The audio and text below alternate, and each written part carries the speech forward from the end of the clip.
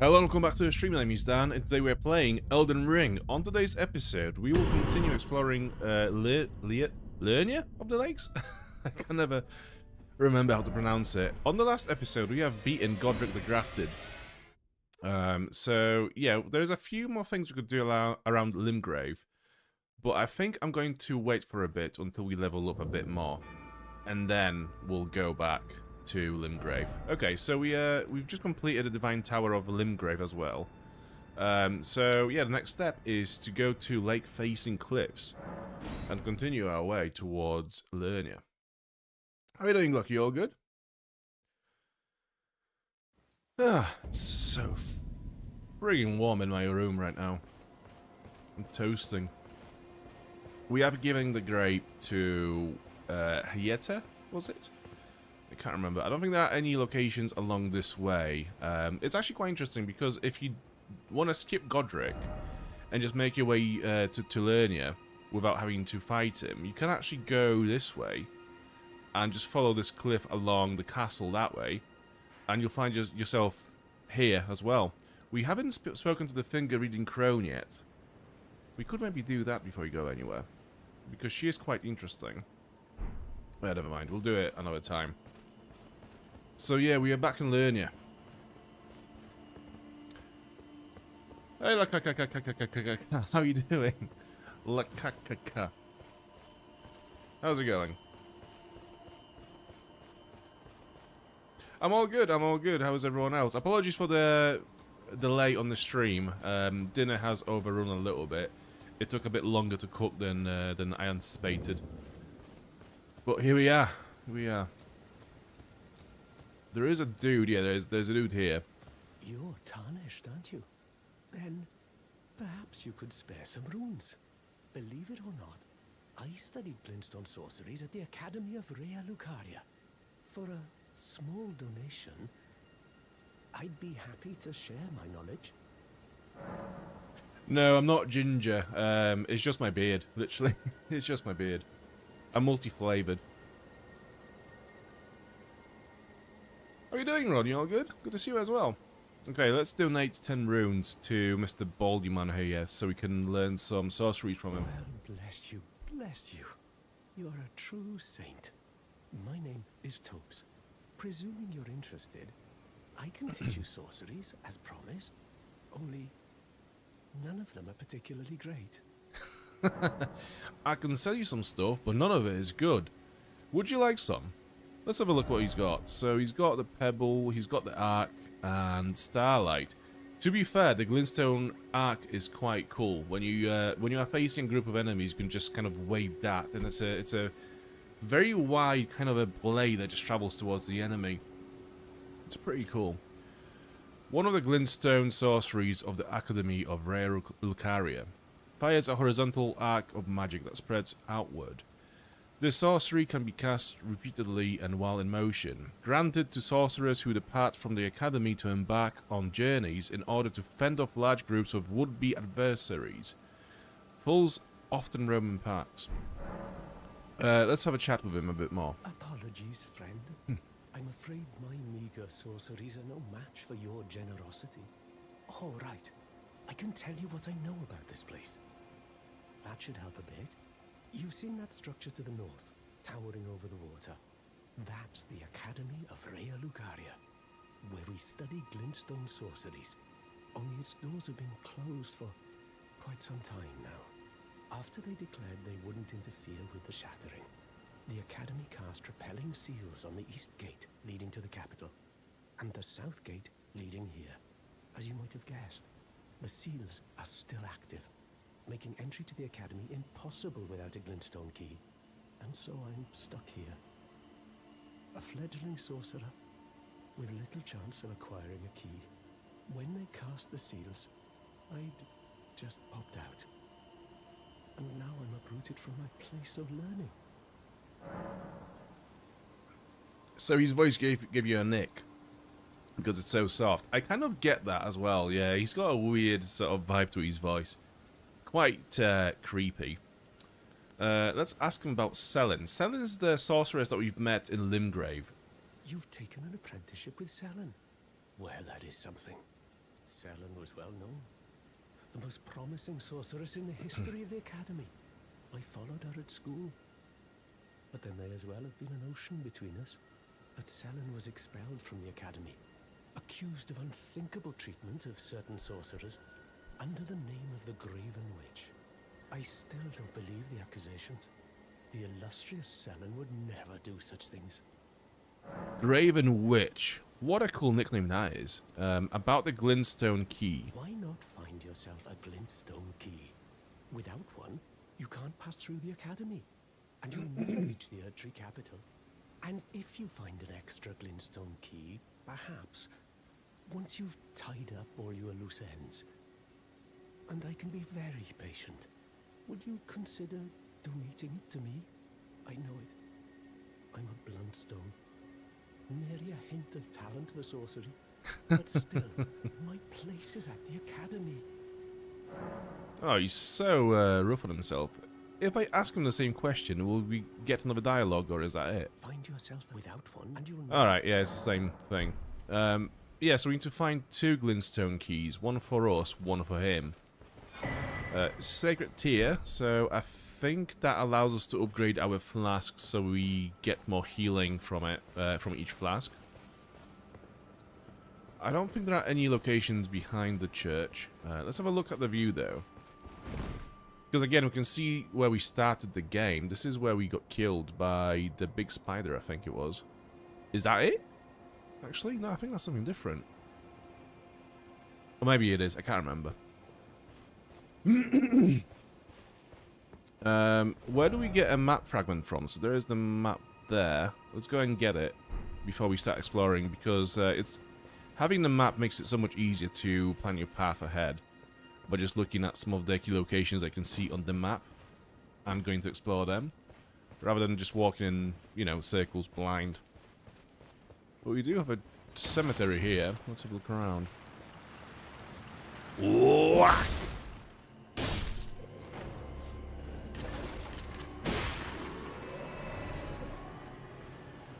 Okay, we got some more.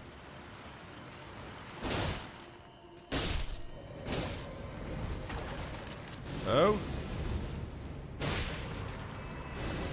That's pretty cool. So that's just some skulls that will follow us around, I think.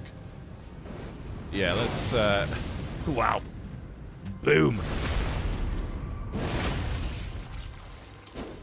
We could do with an extra level or 2 in a sword to do more damage. I think that'd be quite handy.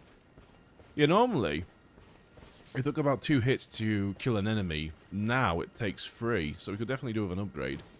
I don't think we have enough smithing stones, though. Academy Scroll. Let's have a look at that.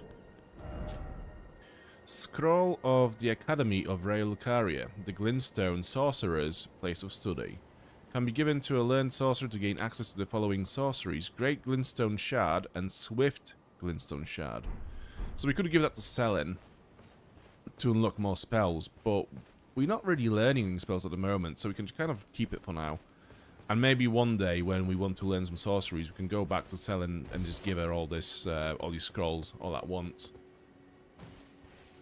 Because, in all honesty, a lot of the spells that you have unlocked at the start, not really that good. I mean, they'll get you through the game, but they're not really, you know, the usefulness of those spells becomes kind of redundant very quickly in the game.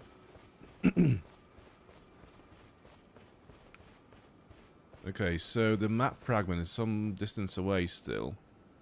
There's an enemy camp along the way. Okay, do we have any locations over here, maybe? I'm going to put on my lantern, just so we can see a bit better. And the massive abyss of the sea. The thing about Elden Ring is, like, the original map design that they had for this game included a bunch of monsters in the waters just to, you know, just make the water areas on the map look a bit more alive, essentially. But then, as they were developing the game, they decided to not use it and remove the monsters from the water because they thought that it would distract the players and make them think that they can actually go into the water and fight those monsters. So they decided to not use them because they just thought it would be too distracting. Which is interesting because I think there are different games that have similar maps with monsters in water and, you know, places on the map that the player cannot reach, and it's never been an issue. I would have definitely preferred to have a more detailed map because I think if you look it up on Google, you can actually find the original draft of the map. And yeah, it looked really cool.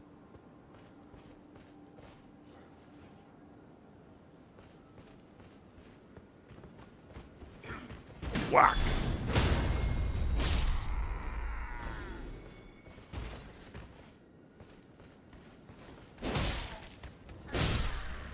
Yeah, I'm not too happy about having to hit these guys 3 times to kill them. The lesser soldiers took about 1 hit to kill in Limgrave, so we definitely need to think about an upgrade somehow. Can I get a sneak attack on this guy? There is a chance that there are some enemies in those tents and they'll literally jump out as we walk past. And another one. Okay, I think we're fine. If we get our flasks back, then we'll know that we've cleared the camp now.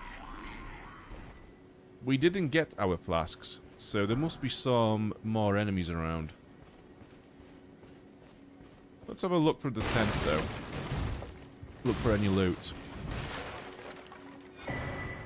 Glintstone Craftsman's Cookbook. Let's have a look. A record of crafting, yeah, contains information on fox sorcery, such as they were called. The knowledge to craft cuckoo glintstone. Interesting.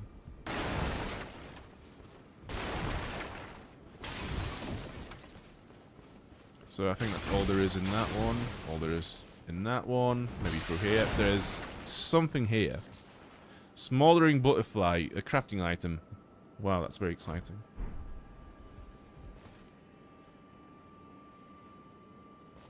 How to operate the juicer. Oh no, what happened to the juicer?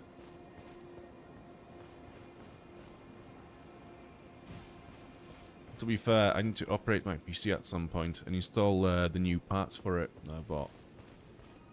But I just cannot get around to it. It's like, you know, when you've got such a busy schedule in on YouTube, like, you know, streams every second night and then weekly videos and, you know, daily shorts, etc. There's so much work that just sacrificing a day to operate on your PC and do that stuff, it's just like there's never enough time to do it.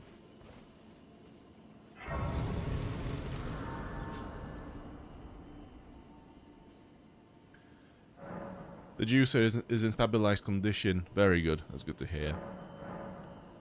We don't have enough golden seeds to increase the charges, but we can increase the amount replenished by flasks with our sacred tier. So let's do that. We are actually in a pretty good spot with the flasks and how much they replenish our health, etc. Because I think 1 flask literally heals our entire health bar. So that's pretty convenient at the moment. Nothing there. There is a trader. I've nearly missed him. Hello. You're new around here. Surprised you found me in my little nook. No matter, no matter. Your money's as good as anyone else's. Why don't you take a look at my wares? Oh, but don't ask me how I got my hands on them, eh? Fair enough. Purchase. What do we have? So we have a lantern. We already have one of those, so that's fine. Cookbook that teaches us crystal darts, spell-proof dried liver, and shattershed arrows. I think I'll get that.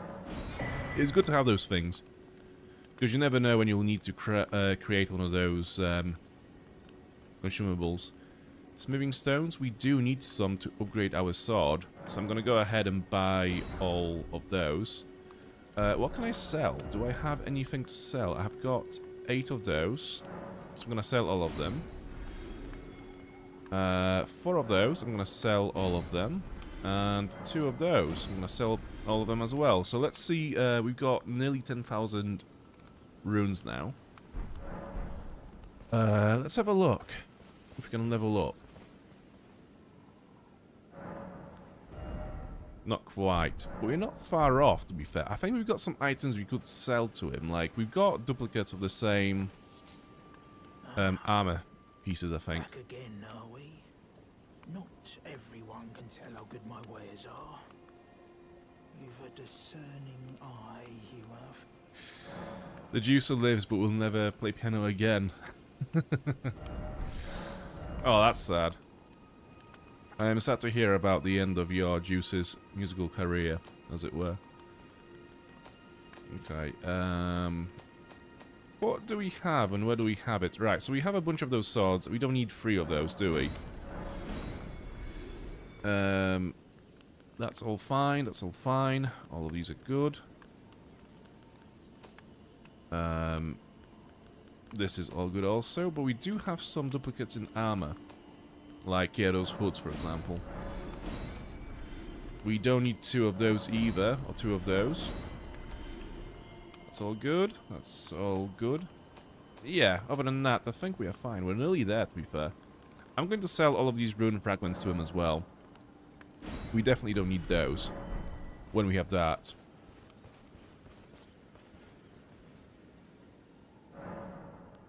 Level up. Let's go for endurance. So yeah, we want to get endurance as high as possible so we can actually equip some heavy armor.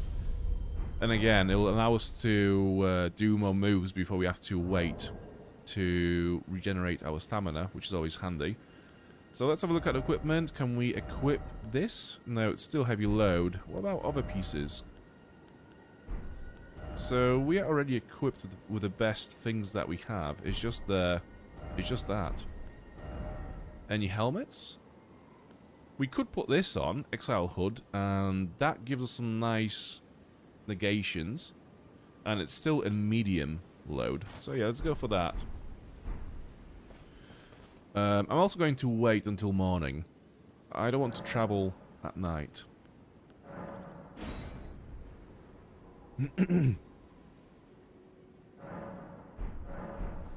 Okay, here we are. The map fragment. It shouldn't be too far away now. I'm not going to mount Torrent in here. I mean, we could, really. But I want to take my time exploring the swamp as well, because there are a lot of things that I've missed here in my first playthrough.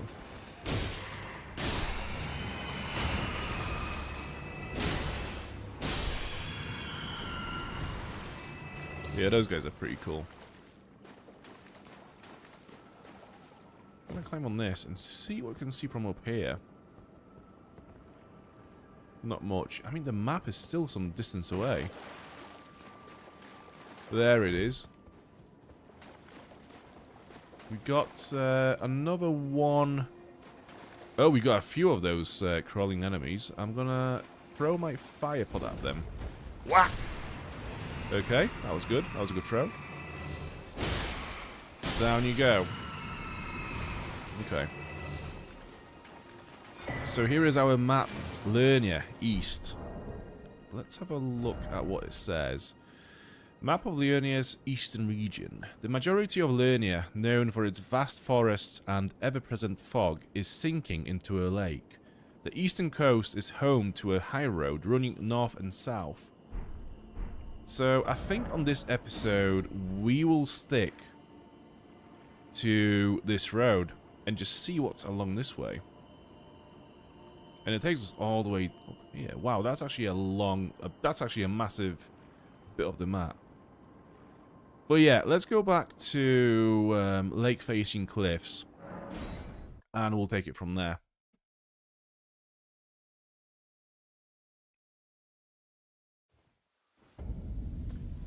Oh, it's Bok. Good to see you, Master.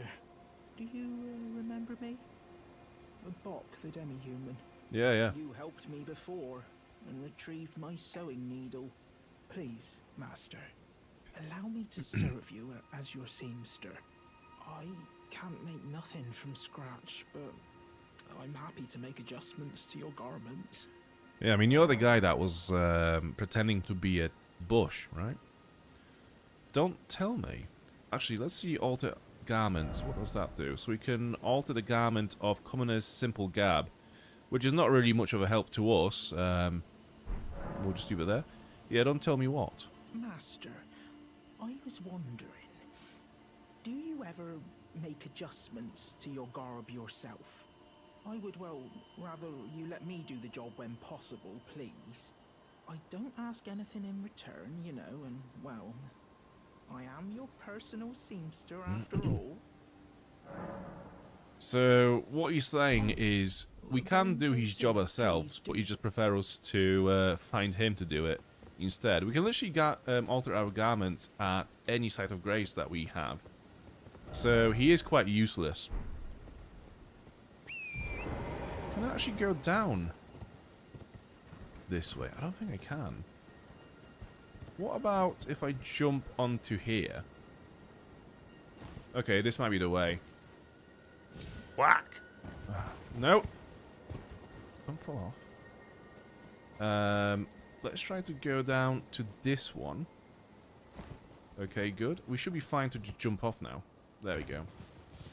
Okay, so what do we see along here? I want to go and explore the end of that bridge over here. There are some ruins along the way. I mean, there's no way that we will travel the road and not find those ruins, but we can see some actual location over here. That goes under there, and that's some kind of a bridge. Alright, we'll probably go this way after. And yeah, we'll just see how that goes. There is definitely something down here as well. It's kind of a village, so we'll go there as well. Right, I think that's the plan. So, first on is the bridge. Hello.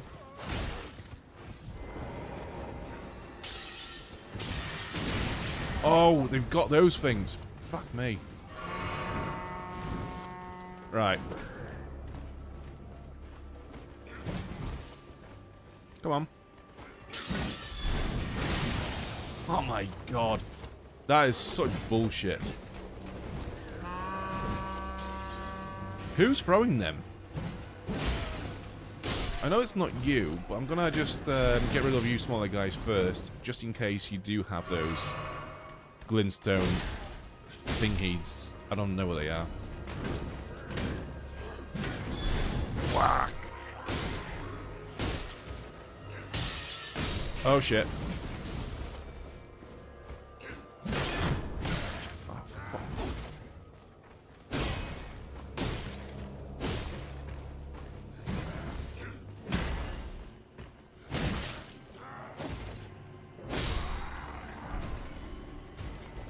So we got a new set of gauntlets. This fight was very rough for what it should have been. Okay, so we've got some new armor pieces. Let's have a look at them. Foot soldier helmet. Helmet with a protective metal plate. Widely issued to foot soldiers in a lord's army. And Raelukarian gauntlets. Gauntlets worn by Raelucaria Academy soldiers. Rust worn and stained through unending conflict. So they look just like the ones that we have on us already. I wonder if they do anything different. Slightly different in stats. Okay. Other than that, not that special. Okay, we've got another troll and a convoy. Are they gonna get up? I think they're there. What about you? Okay. Right, we can just go and kill this troll then.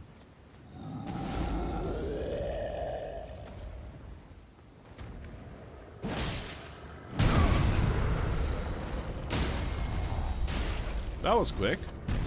It only takes 3 hits to stagger them.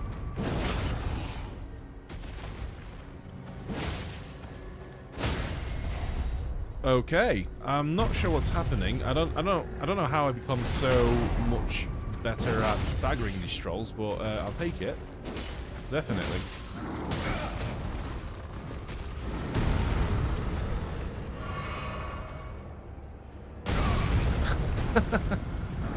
That was supposed to be epic. That was supposed to be me jumping in the air and just slashing him as I fly past him. But yeah, he just kind of stomped me to the ground midway.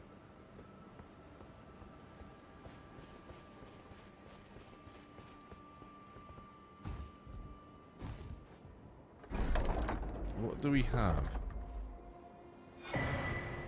Tree spear. Golden spear with a tree-like design, wielded by knights employed as palace guards in the royal capital of Leyndell. Deals holy damage. Requiring superior dexterity to wield, this great spear can perform consecutive thrust attacks despite its larger size. So that requires 22 dexterity and 18 health, faith. But that's actually a pretty cool weapon. Okay, anything else? No, that's it. Okay. Going to remove this marker. Seeing as we couldn't get to it, but yeah, on we go.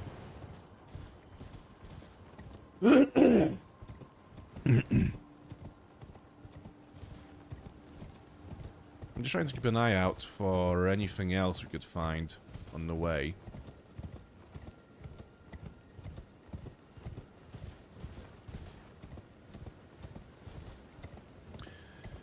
From what I remember, there are a lot of locations in this area I did not enjoy when I played it for the first time. There is I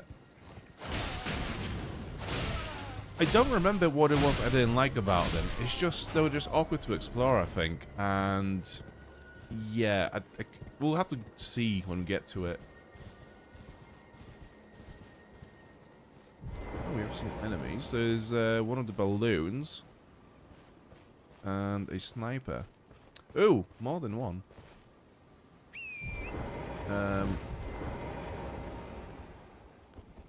Bow. That's what I want. Right.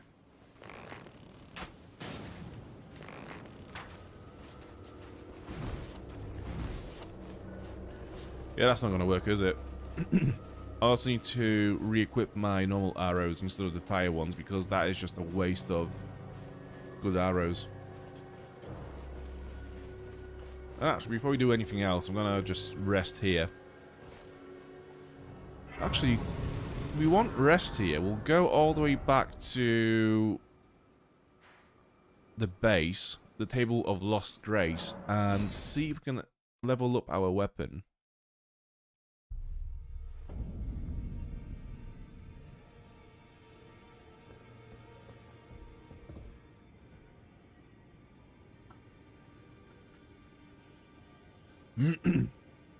This is a thing that we should have done at the beginning, really.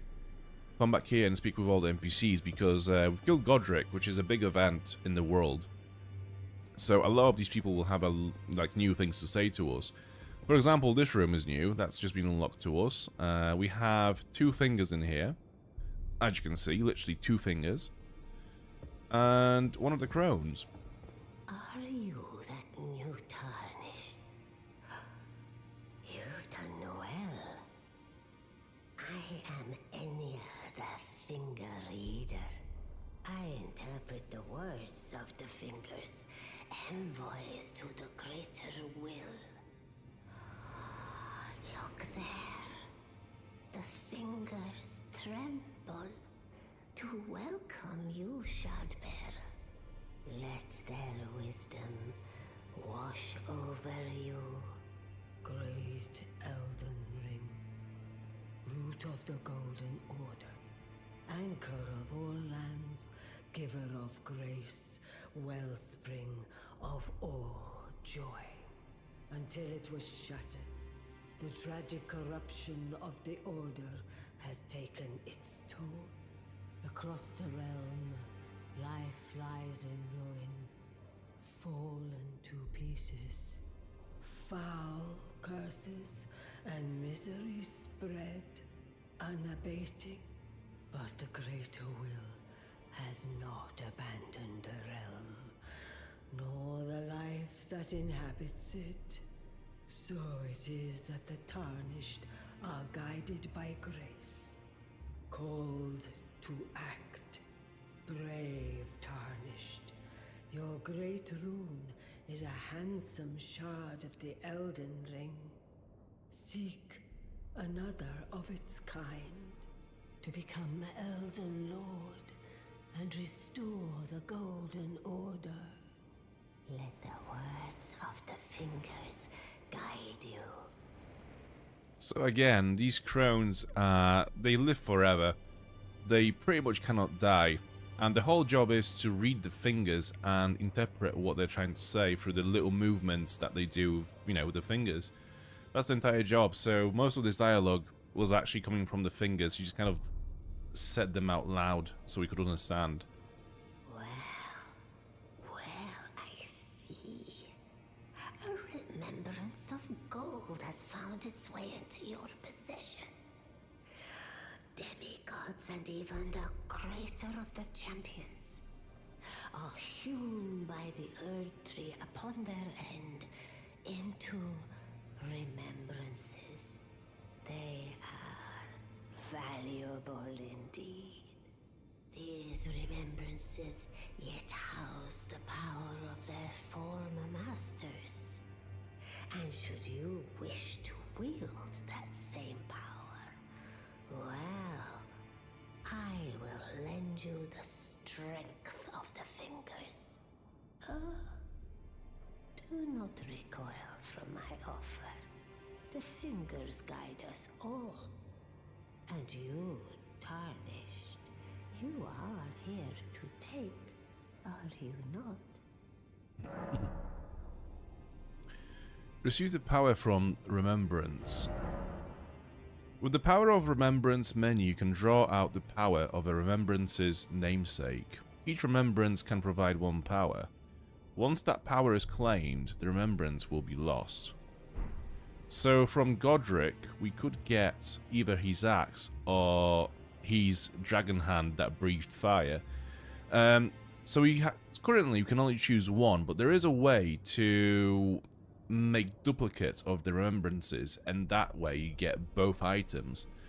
So for now, we won't use it. We'll keep it for later.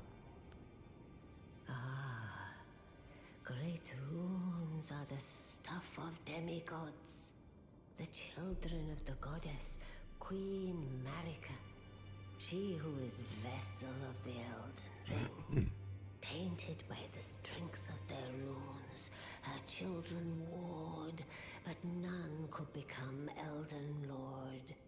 And so grace was extended to your kind, the Tarnished. Listen, the fingers speak. The greater will. They haven't got mouth. has long They cannot speak. renounced the demigods. Tarnished, show no mercy.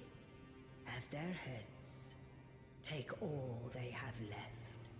Indeed. But remember one thing. The demigods are each and all the direct offspring of Queen Marika. Godric the Grafted was but a distant relation, the runt of the litter. His divine blood sorely diluted. We've learned a lot about Godric and just how pitiful he was, really. And it's interesting because we've learned that he lost battles. We've learned that he fled Leyndell to Stonevale, having stolen a bunch of treasures. We have learned that also he was disliked by his servants. We have learned that he's also done grafting, which is just despicable by many standards. What else we've learned? Yeah, and also now we've learned that he's a distant relative to Malenia, which is the, you know, the god, essentially, of this realm. So, like, he's just been shat on by everyone so far. Now go forth. Let the words of the fingers guide you. It would have been funny if the fingers were a shape of, like, an entire fist, and, like, whenever they spoke, it would just be doing this.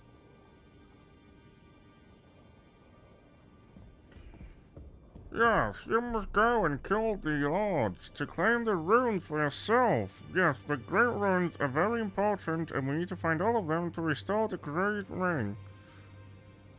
Sorry, Elden Ring. Yes.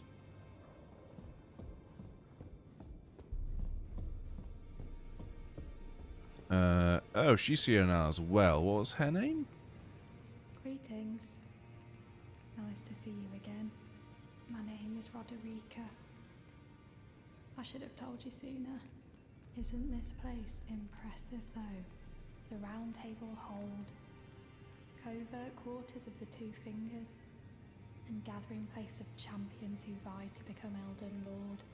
I never knew the guidance bestowed upon us Tarnished had such fantastic roots, although it's all a bit much for me, in truth. I'm still looking for my own purpose. Oh yeah, do you want to tell me more about this purpose you're looking for? It's all a bit much for me. I'm still looking. Okay, not much to say. Cool, that's good to know. Let's go and speak with this with the blacksmith, because we do have to level up our sword, after all. Now, look at you. Those eyes tell a story of a challenger who's felled his mark. Fine and well. Now lay out your arms. This is as much as we will get in terms of congratulations for killing Godric. Oh, we need swimming some free to do this. Ah, okay. Well, we might as well level up our Morning Star then. Just in case we find any more Crystallians, what are they called? I can't remember. About Roderica. The girl you brought here. She's crestfallen and can scarcely swing a blade. But she has a gift for spirit tuning. I saw another one like her long ago. Their eyes share the same hue. Okay. So, do we go back and speak to Roderica now? Because this is a very sort of weird thing that we can do with her now. It's like, we have to speak with her, we go to speak to the blacksmith, then we speak with her again, and eventually we get her as someone who can upgrade our Ashes of War. Is that where you were? I can't remember. Not Ashes of War. Okay, Wandering... Yeah, Ashes. Okay, Ashes. Yeah, she can upgrade those. It's all a bit much. There is a very weird sort of quest line to get to it.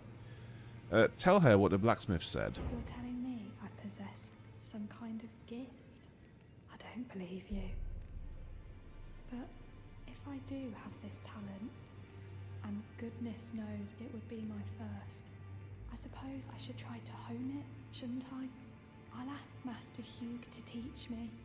Certainly he does appear intimidating and holds no love for us Tarnished. But I know he's trapped here at the Round Table Hold, so I can tell. He's a gentle soul underneath it all. So having done that, we have to rest at the table, and now she should be gone. She's still here. I do have a talent for spirit tuning, and goodness knows that would be a surprise. I suppose I'll ask Master. Oh God. Yeah, go and ask then. Oh, your divinity, have mercy and grant me forgiveness. The road is yet long, but God is not easily felled. But one day without fail you will have your wish. So please grant me forgiveness, Queen Marika. Yeah? You, is it? I didn't notice you there. I'll be doing my job, same as ever. Just lay out your arms. About prayer. Those words were not meant for you. I may be prisoner to you, tarnished lot, but my prayers are mine, and mine alone. Well, I've had my say. I'll be more careful too. The girl. What about her? Would you watch over Roderica, please? Are you out of your mind? Who'd stay with an ugly brute who only knows how to smith? absurd. Besides, she'd never agree to it. It's what she wants. I refuse to believe it. I don't doubt you, but I know when something's too good to be true. Okay. So, we go back to speak with her again, and tell her that he's looking forward to having her around. If I do have it, I suppose I'll ask. Or do we have to wait at the table again, and then that's gonna progress the time a little bit, and therefore reload all the NPCs in the new rightful places? Yes, so she should be next to the blacksmith now. There she is. Look. Good to see you again. Thank you very much. I have you to thank, don't I? For persuading Master Hugh. I can happily announce that he has taught me the noble toil of spirit tuning. I'm as yet unsure of what I might be able to accomplish, but if I might be able to help you all, I'd certainly like to try. And if there's any chance to ease the suffering of my dear men who were grafted, well, I certainly must try. Roderica, the Spirit Tune Apprentice. Pleased to make your acquaintance. Spirit tuning. So we can level up our spirits. We can upgrade our demi-human ashes and all the rest of them as well. Special ashes, we have 2 of them. I really liked using Lufel, the Headless, in my first run. Again, because she resembles a winged hussar, which used to be a cavalry unit in Poland back, you know, years and years ago. So I like that quite a lot.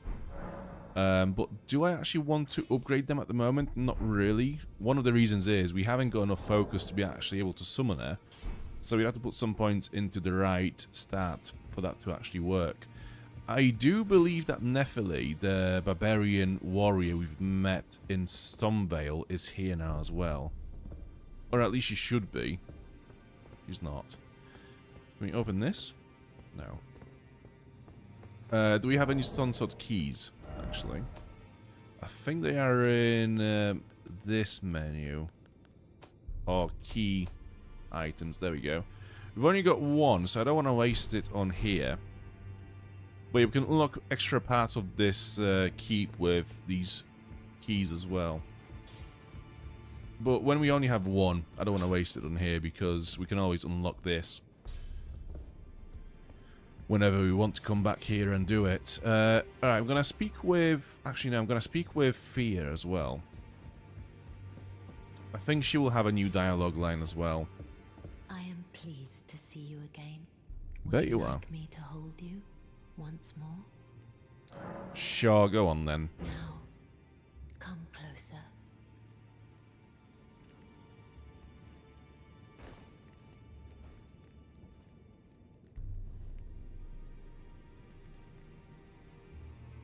It couldn't be any slower, this animation, could it? You are so very warm. Put the heating on and you won't be cold. Talk in secret. I was known as a deathbed companion. Where I come from, after I received the warmth and lively vigor from a number of champions, I lay with the remains of an exalted noble. To grant him another chance at life, to do so is the purpose of my being. But before I could bear the noble into new life, I was awakened by the guidance of grace and chased from my birthplace. Pray, be kind. Despite all that, I still wish to be a deathbed companion. So please, let me hold you like this, as often as it takes. Then good day to you, my dear. Let's use the blessing as soon as. And then see if we can get another dialogue from her as well, because I think she's got a few. Use that, yep. I am pleased to see you again. Would you like me to hold you once more? Yeah, go on. Come To be fair, she has the fire going, so the heating is on. It should be fine. Maybe close the door so that it doesn't escape. The heat, I mean. You are so very warm. My dear. Okay, so no more dialogue for now. Okay, I think we have to progress with a certain task in the world for her to have more to say to us. And again, let's just use that as soon as possible. Because having it in our inventory is actually... It lowers one of our stats, doesn't it? I'm not sure which one it was. But yeah, it's a debuff. So we've spoken with... actually, let's have another chat with the smith and see if he has anything more to say about Roderica. Well, where have you been hiding? I've been here all this time, running around like an idiot. Matter, it's all the same. Between you and Lay Roderica. out your arms then. Is this your first playthrough of Elden Ring? No, I've completed it before, when the game came out originally in 2022, I believe. I spoke with the girl.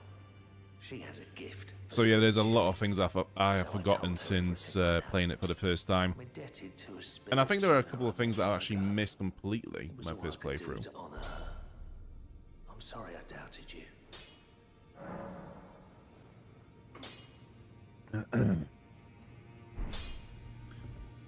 Okay. Ooh, actually, before we go anywhere, let's see if we can add a new skill to our sword.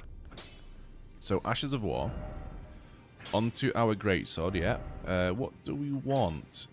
Sweet. Ooh. It lowers the damage, though. Yeah, none of it increases damage.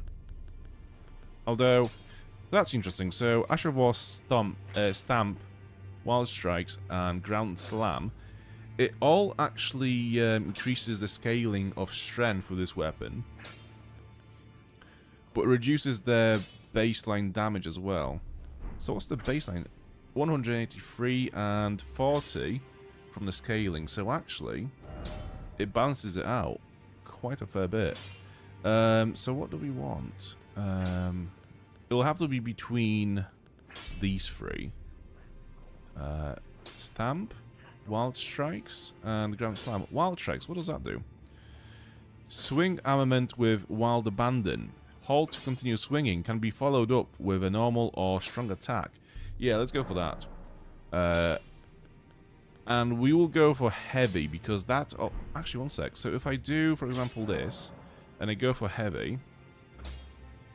Okay, so it still works the same way. So we could actually have this.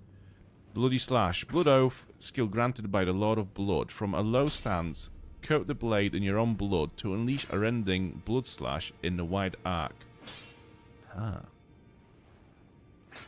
Sacred Blade grants armaments, attacks holy essence, and fires off a golden blade projectile.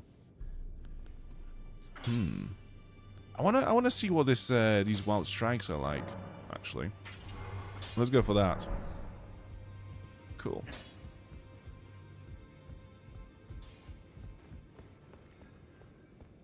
Be sure to tell me if you meet a young woman named... She's a servant to my... Yeah. I've heard you the first time. Yeah. Thank you for that. Yes.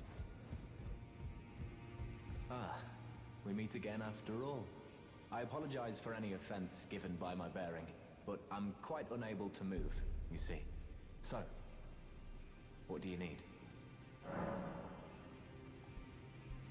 I've defeated Godric. Ah, you defeated Godric and claimed yourself a great rune. Looks like we both got what we wanted out of Stormvale, didn't we? Well done, friend. Something to mark the occasion. Go on, take it. Roger's rapier. Okay. +8. As you might have guessed, I still can't move. My fighting days are behind me. No need to be polite. I've no use for it anymore.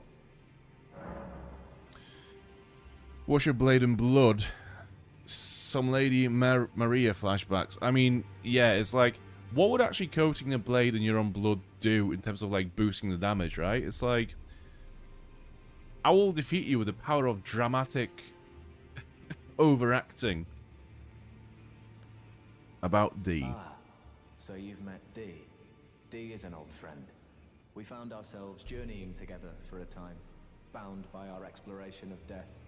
But our paths have since diverged, never again to cross. Though that's hardly an uncommon fate for two friends. Dee was telling me that he discovered the mark of the centipede. The centipede is an ancient symbol of the curse mark.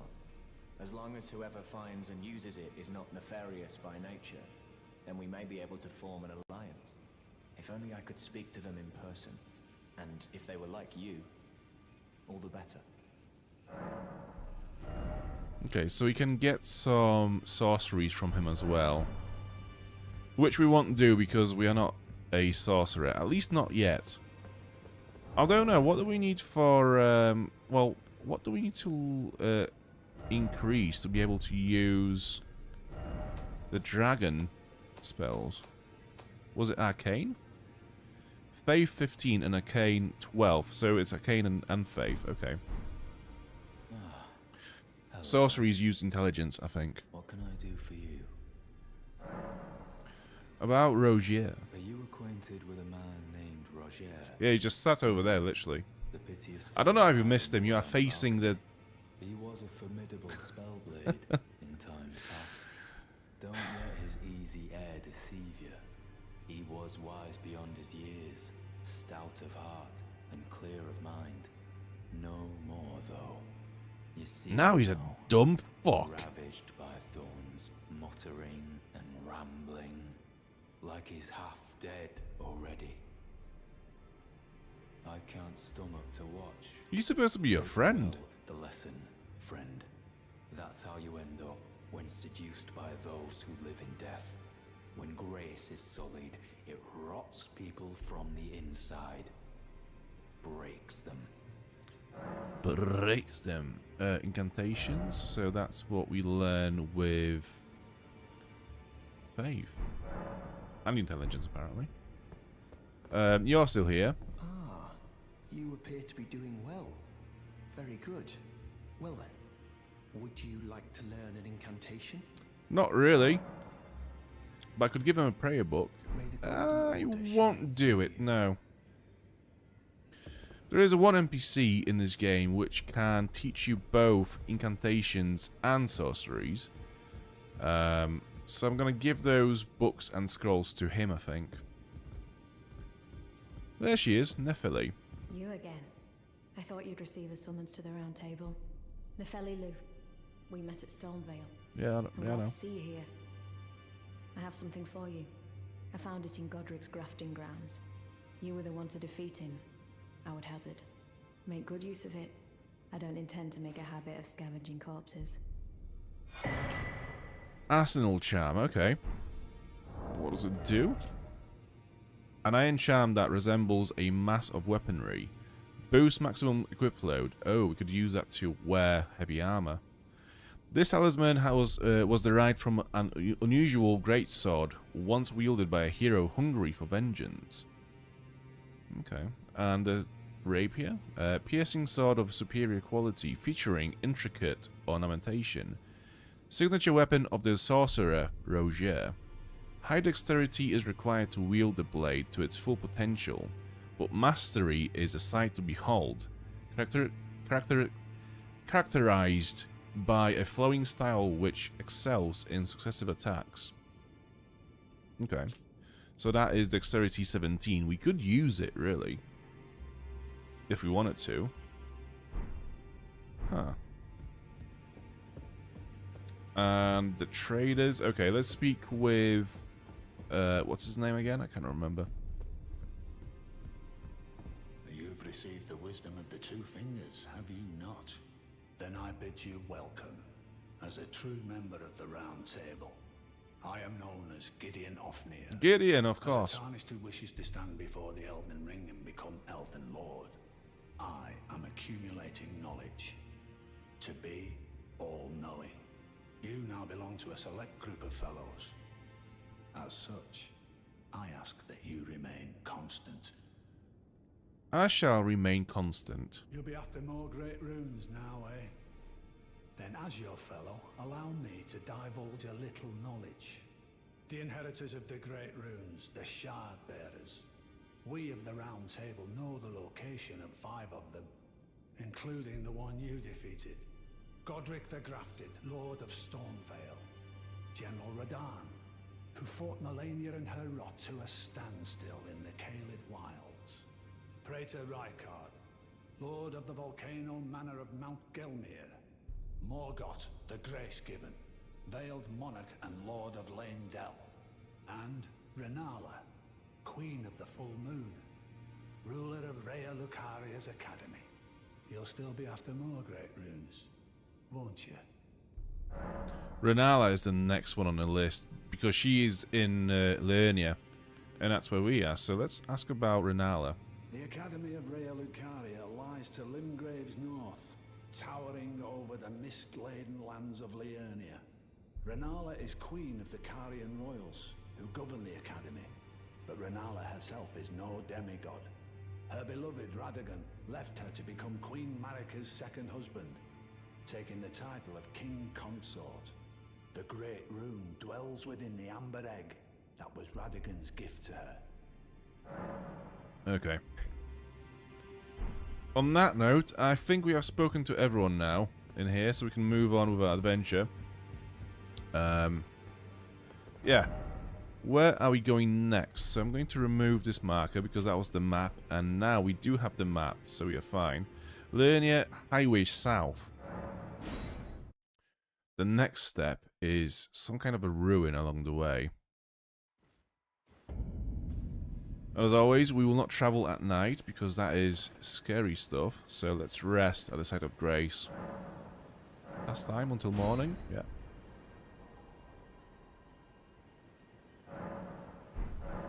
And off we go. So, yeah, as we can see, there's a lot on this side of the map. There is a massive tower there again. There's a smaller tower to the left. Obviously, you have the academy in the middle, but yeah, we'll just concentrate on this road for now.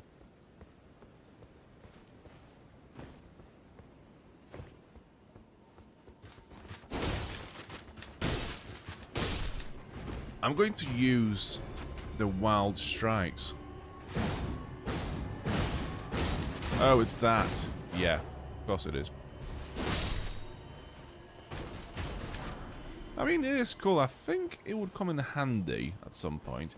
I'm not sure if it builds up the stunning. You know, when we hit the trolls with 3 attacks and they just fall down and we get to do a crit. I'm not sure if they contribute towards that. I guess we'll see. Golden Rune 6, nice. Oh, before we go anywhere, let me just equip the normal arrows again. Because I'm wasting the fire arrows on nothing, really. Ooh. Got ya.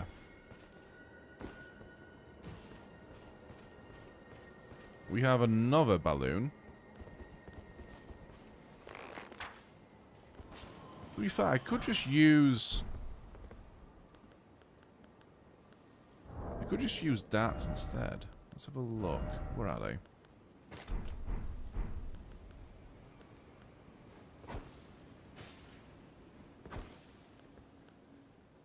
Interesting. I'm not sure what was still in the air. So, like, that's interesting because after one hit, the balloons disappear, but clearly the health bar was not finished.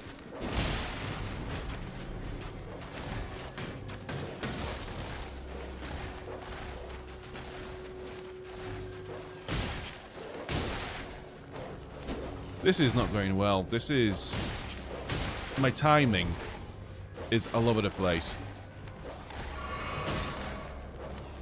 Right, you need to go down first because you are completely fucking up everything. This is awful. No, fucking...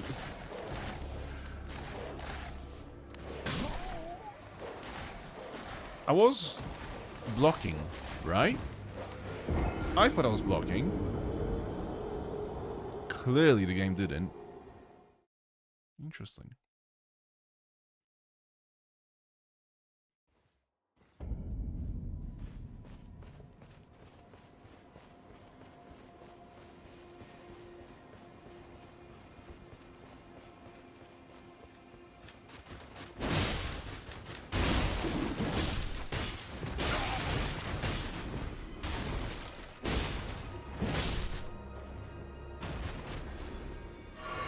Right, where are my runes? I had like 3,000 runes.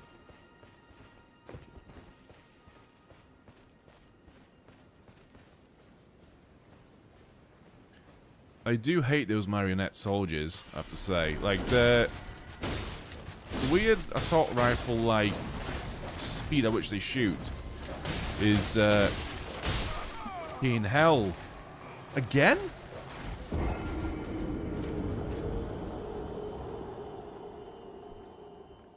That just shows you how a smart placement of enemies can be a massive pain in the ass for the player. So neither of those enemies are actually difficult to kill. You've got these ranged units which shoot at the very, you know, at a fairly fast pace, and 2 dogs.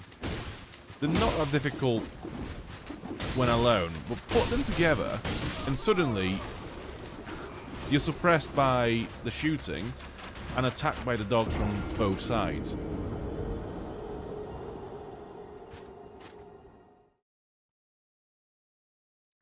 This is ridiculous.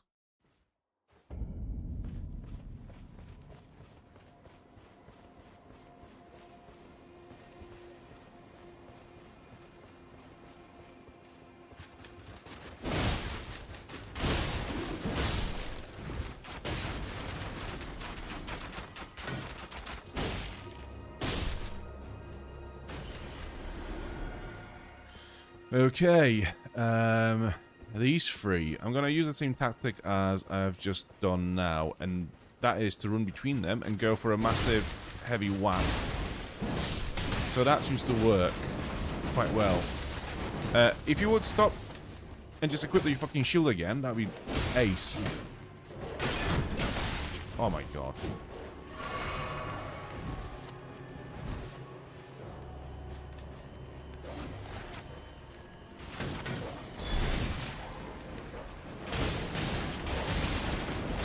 This is...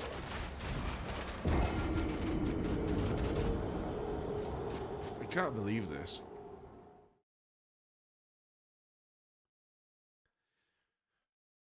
I cannot believe this. It's such a good mix of enemies in that one. Like I say, you get suppressed by the shooting and then flanked by the dogs. That as a combo is massive. And again, they just do this fucking weird attack. It's like they get zoomies and they suddenly just go like whack, whack, whack, whack, whack. Oh, yeah, and also you're there now as well, aren't you? Okay.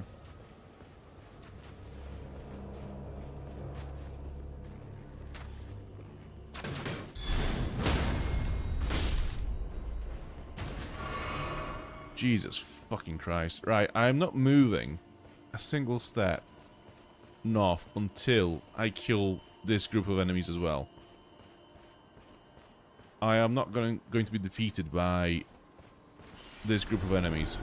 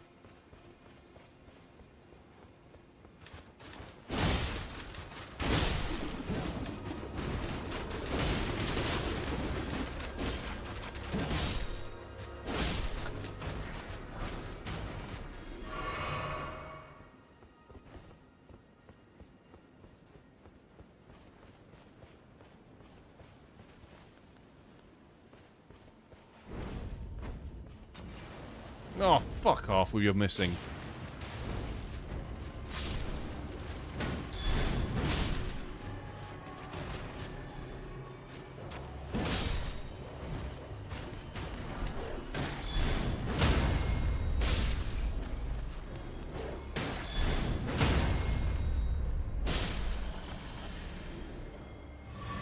So we have picked up a marionette armor piece. We'll read that in a sec. Let me just go back to the flasks. Okay, yeah, all good. Right, let's have a look. Armor of metal bands arranged in a lattice, worn by marionette soldiers, crafted to serve the sorcerers. The construction of this armor is remarkably crude, now rusted over and severely dented. For a doll, the only thing that matters is that it does not break. So how does that stack up against this armor? It's worse. It's much worse. Okay, never mind.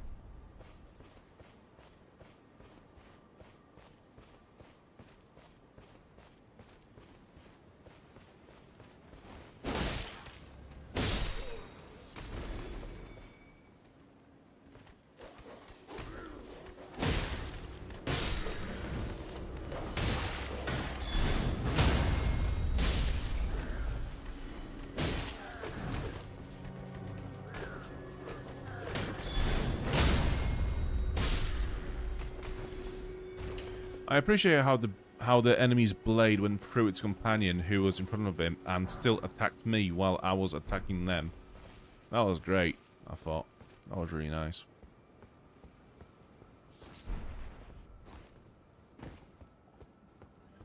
Okay, what can we see from here? There is a ruin. There's a lot of ruins on this side. We obviously have these ruins on here as well. I don't think they have anything interesting though, so I'm gonna just leave them. Whack! And we'll just go straight this way to those ruins. We have more... Are those marionette soldiers or skeletons? Those are marionette soldiers. Okay. Right, leave them be, because I don't want to be stuck on them for the next 10 minutes, so it's fine. We'll kill these guys first. Purified ruins. Purified from what? How am I missing the fucking attacks?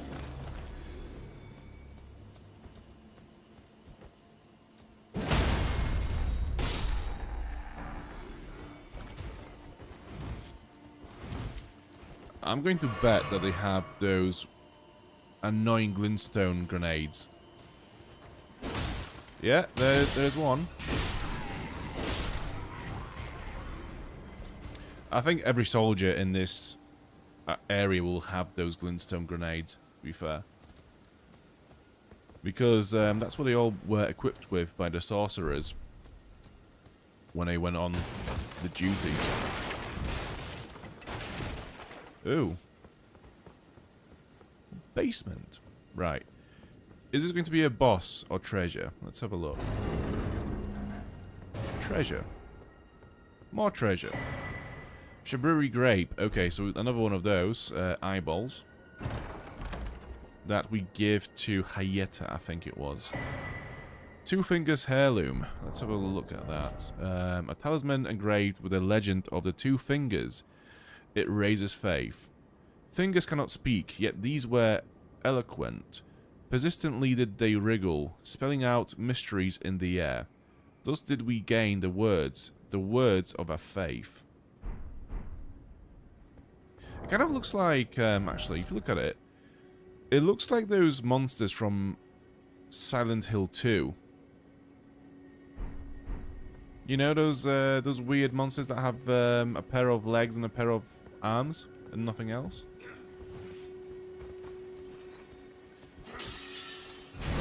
Get lost.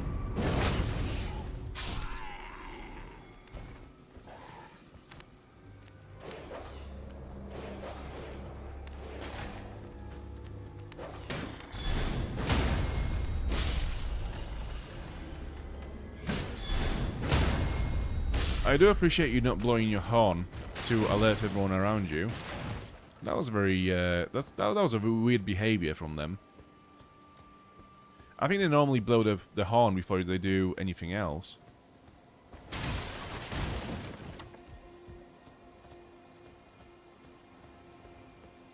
What else do we have? Okay, some more enemies. He's having a little look-see around just to see what's going on.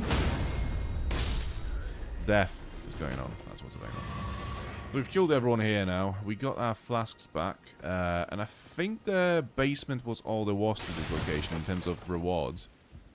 So I think we can say that we have now completed those ruins. But we have another one here. And also a ghost.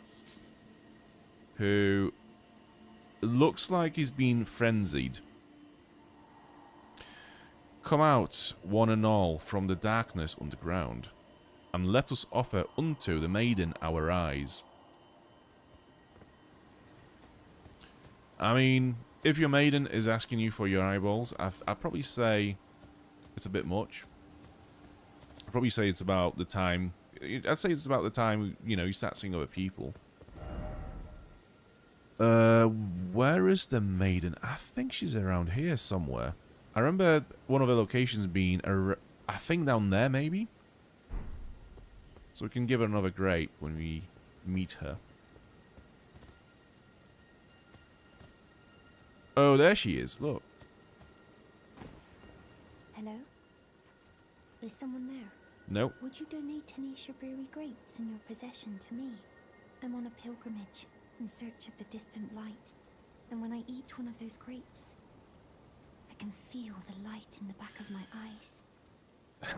If you want to eat frenzied eyeballs, then be my guest. There you go. You're not like the others who give me grapes, are you? You're not frenzied. They rest their You're not trembling hands absolutely upon me. raving mad. Howling wordlessly, they gently stroke my eyes. Their frail fingers, emaciated. Yet still, they give me the grapes. Oh yes, what is your love language? Is it stroking your eyes by any chance? Somehow firmer. You are most kind indeed. May the blessing of the fingers be upon you. Okay, so she gets her grapes and leaves. That's all she wants. She doesn't really do any other chatter. That's all it is for her. Just the grapes. Right, we've done this ruin. We've done that ruin. Oh. Who dares distract with a notification?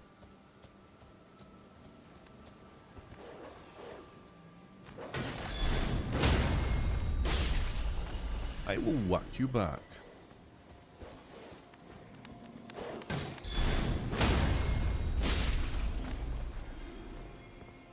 Thank you so much for the sub. Whether it's on the stream or from somewhere else.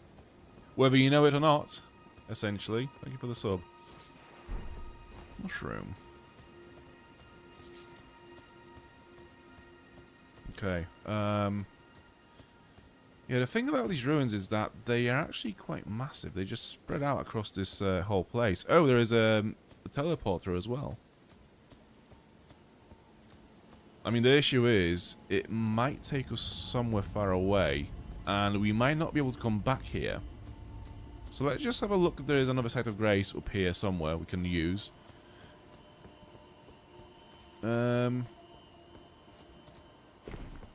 Maybe not here. Right, it's not here. I don't see any grace around.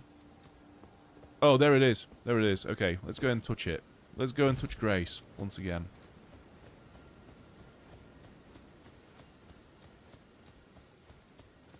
And we have another one of those weird berserk locations there. And a statue pointing at another dungeon. Right, let's touch this. Let's go and touch the statue as well. And then, actually, let's go read this. What can we learn from here? This marks Melania's southward march. The blade of Michaela and her clean-wrought knights grant her wings never to be clipped. Okay, so we know that Melania was traversing on this road to Caelid.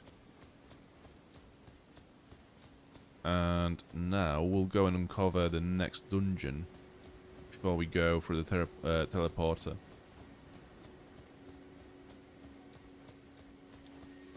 I feel like if we just went down this way, we'd find it. Like, where does that go?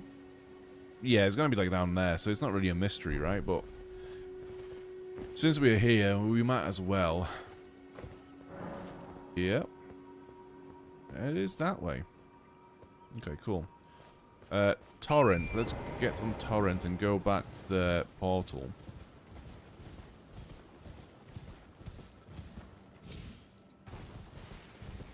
This is a cool location because essentially what you get to see is a battle between two factions. But we'll get to it later on.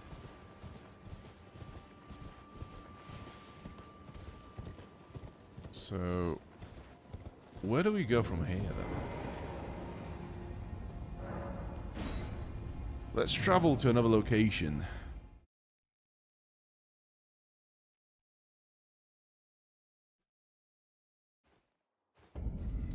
Oh, this is the academy. Okay. Right. We won't mess with this just yet, but we will touch Grace.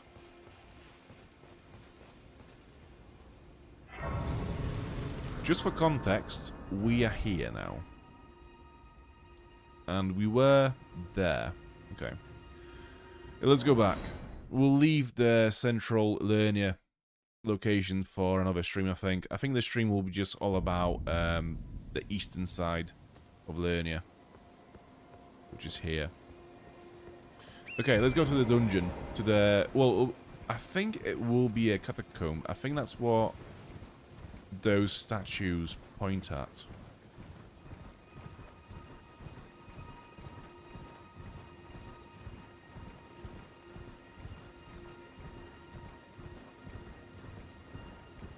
There are some annoying enemies on the way down here, from what I remember. Yeah, those little guys, yeah. We'll just, we'll skip through them for now.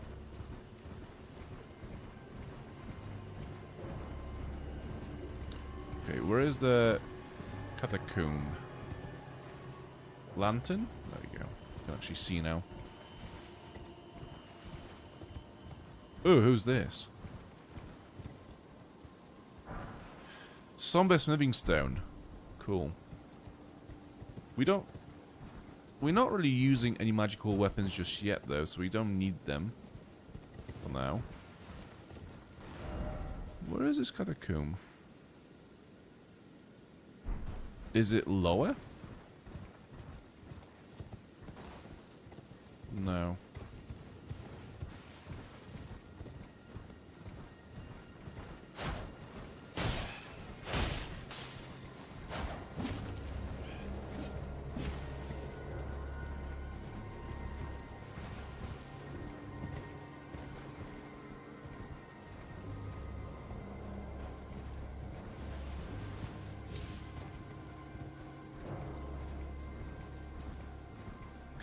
I mean, hugging the wall right now is probably the best tactic to find the entrance, because that's where normally the entrance is, right?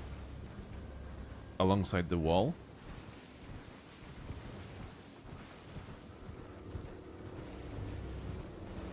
Well, we've missed it. It literally goes straight in this direction. Well, let's see. Yeah, let's backtrack again. Because we're clearly missing something.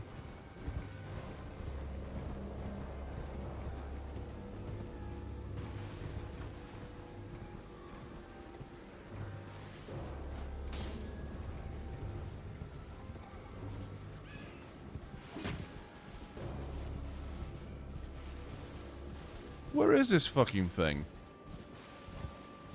Up here? Oh, there we go. Yeah, that's it. Open, please, and move in before we get swarmed by the little fuckers around us. Cliff bottom catacombs. Touch the grace. Go on, I dare you. Touch the grace.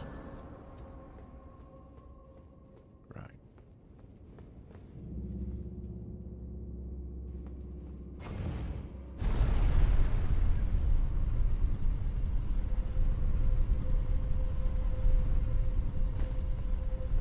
what do we have? Grave Glove Woods this way. Secret passage ahead. Let's see.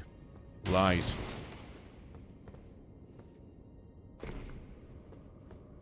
Oh, let me guess. Secret passage ahead, is it? Sure. Activate the lift, just in case we die. Anything underneath? No. That's death. Alright, let's do it. My faves.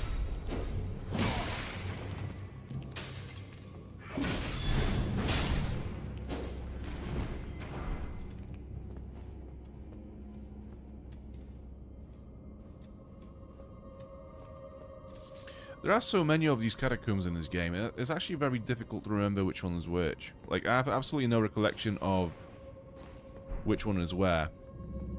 So every time we enter those, it's like a complete surprise to me. Might as well be playing this for the first time.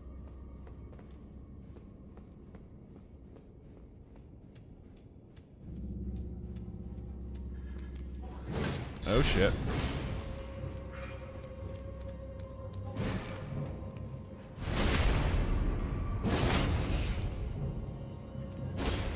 It is a bit annoying how whenever you do a critical hit like the backstab, for example, and the enemy's still alive at the end of it, like for some reason the game just unlocks the enemy targeting, so you have to refocus again.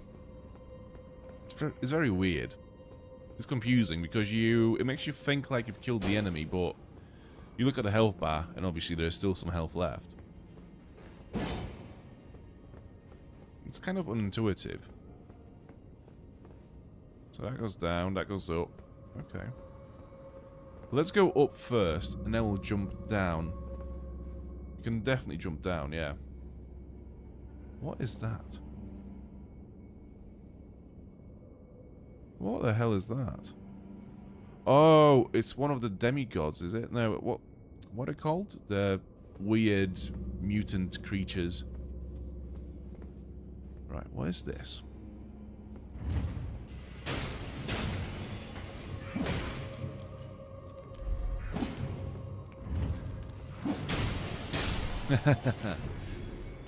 Help is what it is. Health and safety is what it is. Oh, yeah, so we've built this catacomb, right? And we just found out that it's a bit too safe and secure. So how do we make it a little bit less of that, you know? A bit less secure for the employees working there and you know, trying to build the fucking thing. And also look after the dead. I know, why don't we put a pressure plate in it, which will trigger a bunch of crossbows shooting magical arrows, bolts at you. How does that sound? Yeah, let's just run through this with HR and health and safety and see what they say.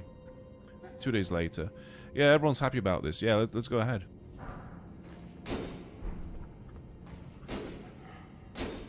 Sounds like a great idea. Oh, hello. I didn't see you there. Oh, fuck.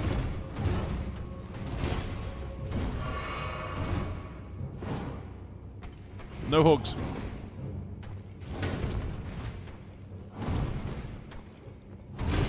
Oh. Fuck.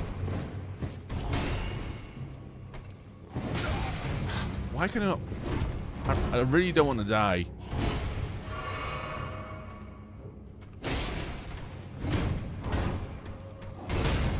Okay, there we go.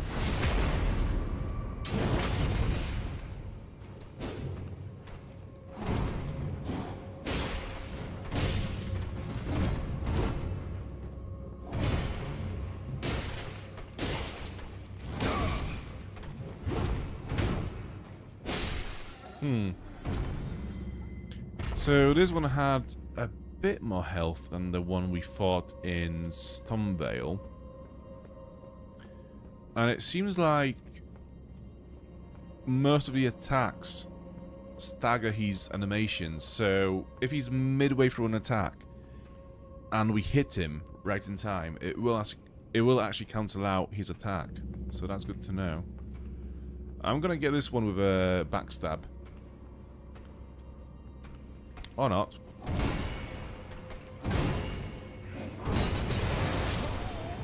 Excuse me? Oh, one of the gargoyles is sat there throwing bombs. Okay. Free storage is money, not made. Or souls not made. True.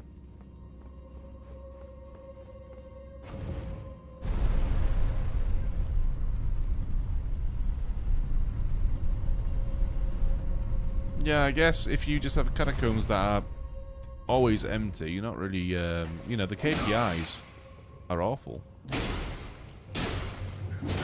Oh, for fuck's sake!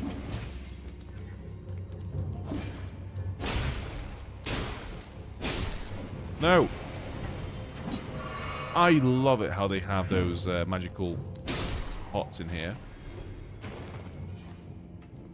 That's really cool. That's really cool and neat, actually.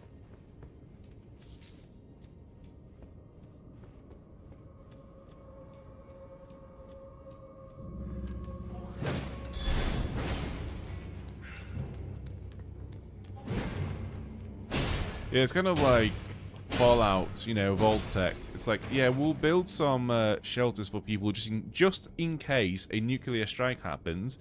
And, yeah, we'll definitely not work towards making that happen whatsoever. So, yeah, let's just invest millions and billions of dollars just in case that happens.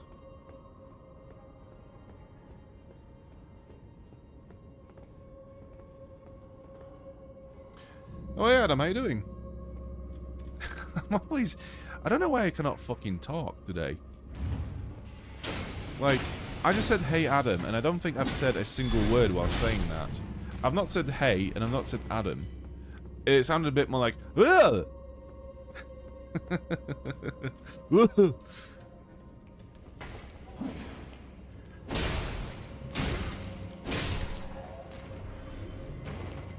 Right.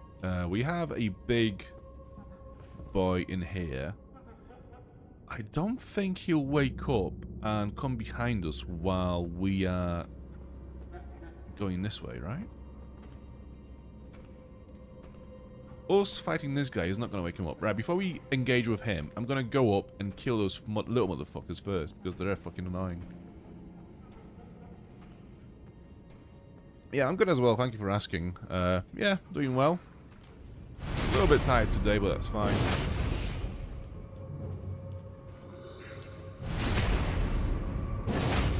So we haven't killed either of them, we just made them fall down. And thus create a bigger group downstairs. Nice. How about I finish them off with a dart? Where are they? There's one. Second one is there. Okay, that don't do any damage whatsoever, pretty much. Get my runes, yeah. Whack! The big man has gone upstairs, so that's something, at least. Right, we're good to go. Smithing stone level 3. That's what we need for our sword, so that's actually a good find. Right, let's have it. Let's have it.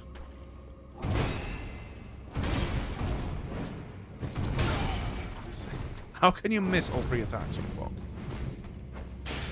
Ah, no, heal!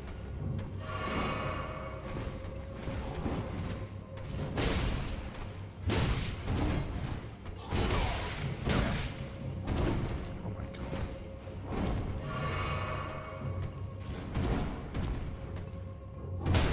There we go. Yeah, thank you for watching, Ron. Nice to see you again. See you again next time. Have a good night.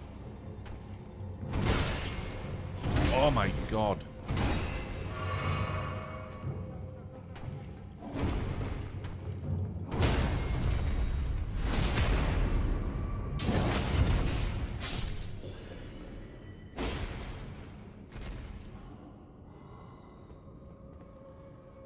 Yeah, go for a nap.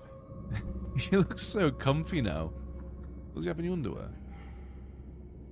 It looks like he has nothing to cover up, really. There's nothing there. Just a massive bit of fat. Okay. That's not going to impress anyone, is it, really?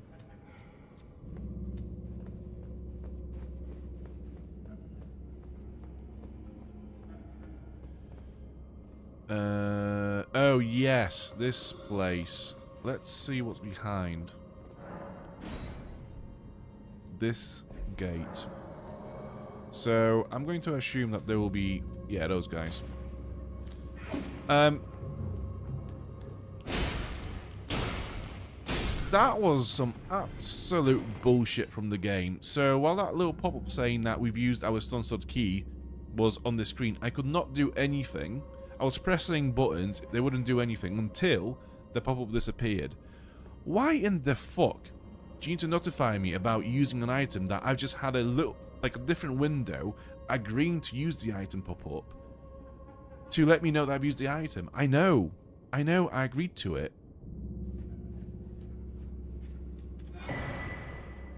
Nox Mirror Helm. Helm fashioned from a crystal-looking glass. One among the Eternal City's ritual implements. Easily broken and weak against striking attacks. Worn by those committed to high treason, it wards off the intervention of the greater will and its vessel fingers. Okay. I'm guessing it's still better than a hood, right? Yeah. Although too heavy.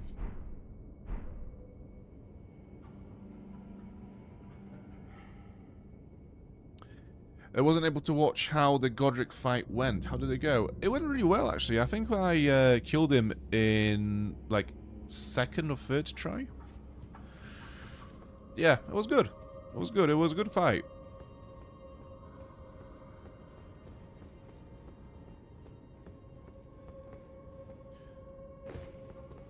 I always found it interesting how, well, first Margit and then Godric are two enemies that pretty much flip all that you've learned about Elden Ring's combat upside down. Because all the other enemies are pretty much quite predictable. You know, they attack. You can kind of predict their attacks. They're timed in a very sort of like understandable way. So they're easy to parry, etc., and avoid the attacks. Where Godric, especially, has a bunch of those attacks where he will hold up his weapon for like a second longer than you think. It's very unnatural. It's a very unnatural flow. So, yeah, those are difficult to predict and dodge, unlike whatever else you'd have fought by that point. And most of the enemies, really, they're also either ranged units or melee units at that point. And then you have Godric, who will have a combo that goes for like 3 melee attacks, and that are then followed up by a ranged attack. It's like, it's a very cool fight because it really like increases the difficulty. It's kind of like, I don't know if you played Bloodborne, but Father Gascoigne as well. That's the same thing. It just completely flips all you've learned about the game upside down, and it's like, okay, now you have to learn the game. You've had your fun, you've had your little teaser, now learn the actual game.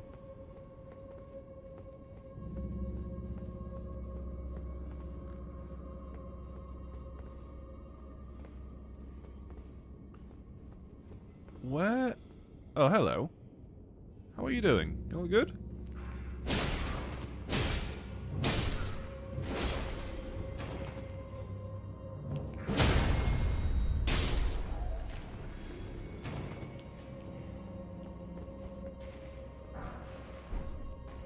Golden Rune and Glavewort. Please don't.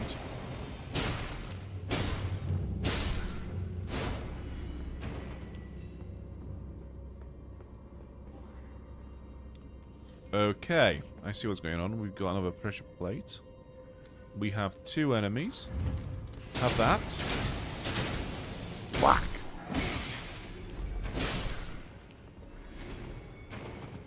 Okay.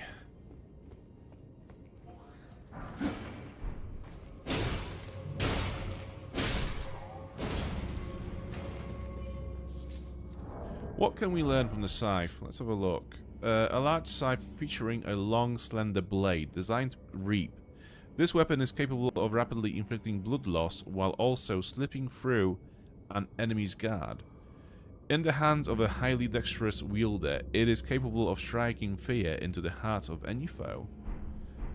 Okay, so if we ever find an enemy that is using his shield a lot, we can use that to get around it. Although, we would have to increase our dexterity, I think. What does it need in terms of dexterity? Oh, we can wield it, it's fine. So we've done the up a bit. We have to go down now. It might be worth going back to the site of grace to rest up, get our flasks back, and then doing the rest of the dungeon. Although, nah, let's go for it. Oh, it's this bit. Yeah, we should have rested. Whack!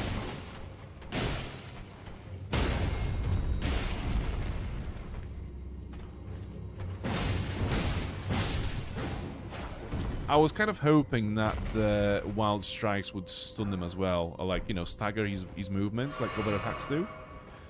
But it doesn't do that. If it did, that would have been the weapon for these enemies. Right, I know there is more than just one in here. There's another one there.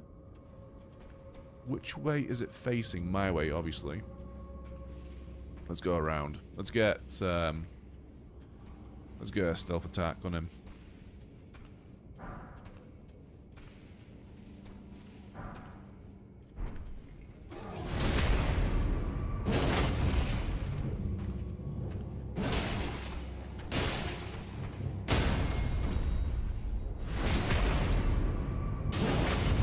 Hell yeah. Okay, we found a way. We found a way to kill them easily. You just hit them with heavy attacks until they shit themselves, and they kind of just stood there like, I don't know what to do anymore. That's the tactic.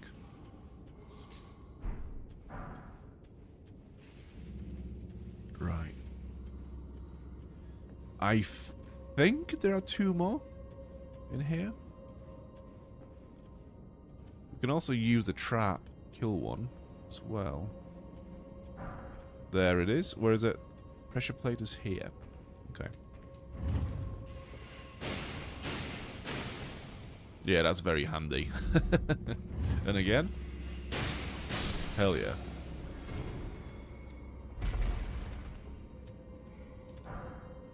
Omen Cleaver. That's cool. Let's have a look at that. Can I use it, though?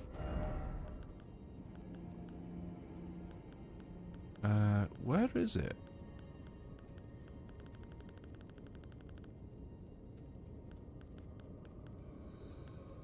Oh, there. Okay. So we can use it, but it's heavy load, and it's not stronger than what we have now. So it's kind of pointless. Heavy-bladed curved sword of colossal size awarded to Omen as a tool of war. This weapon is made to take advantage of brute strength. The pattern etched upon the blade is the remnant of a deteriorative malediction. Indeed, when bestowing a weapon, preparations must be made for taking it away.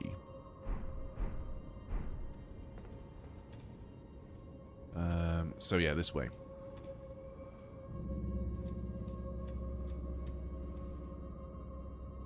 All good.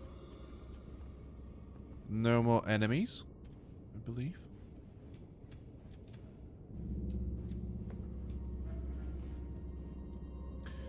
Nice gameplay. I've gotten back into the game recently to try out the seamless co-op and finally start the DLC.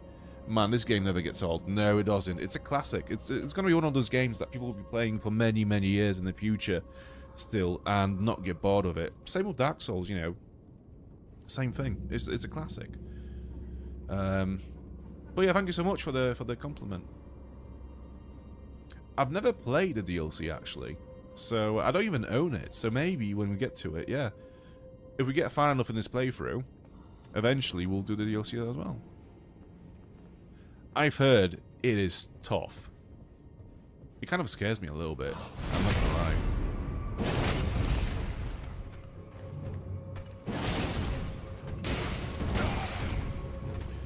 Get stunned. Whack. Thank God for that. Jesus, that was a bit close. And also, yeah, thank you for the sub as well. I saw it earlier. Page ashes. Let's have a look at the page ashes. Spirit of a page who travelled at the side of a noble he served. Uses a piercing sword and crossbow to defend his master. One becomes a page merely by accident of being born into obscurity. Nothing is asked of ability, talent, or volition. I cannot read today. FP cost 81. We can't summon him, sadly. Although eventually we will level up some of the stats that will increase our focus as well. So, in the future, for now, we are fine. How did you miss that? If I die now, just steps away from the lever, I'm going to lose it, I swear. Any more? Traps? Enemies? No? Good.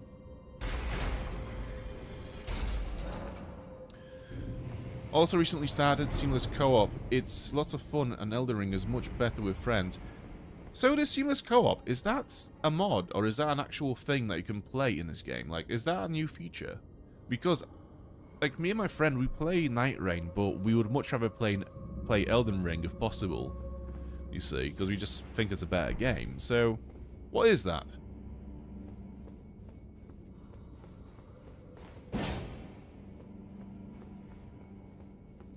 I have used it, yeah, I have.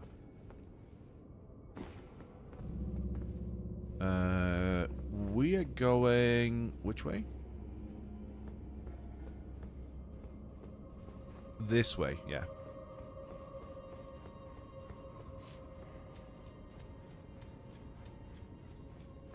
Seamless co-op in Elden Ring. That sounds amazing. How have I not heard of it? It's a mod. And it's super easy to install as well. Oh, okay. Okay. That sounds like a lot of fun.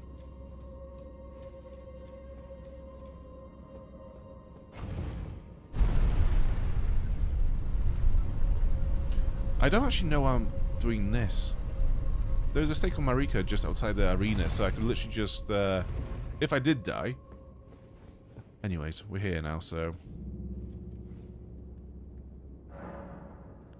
Level up. Need 3,000 runes to level up. Let's have a look if we have enough. So that's 800.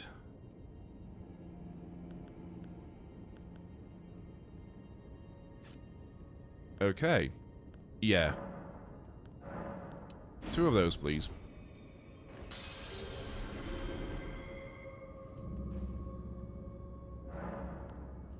And I will level up endurance again.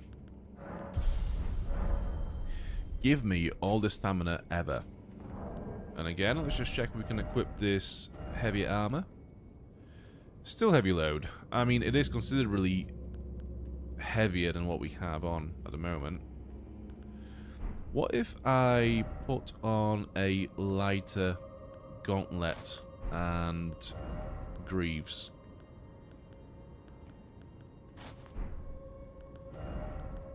Still heavy load. Fucking hell. I've been leveling up endurance for the last few levels, and I, you know, at this point, I would have thought we'd be able to use it, but no.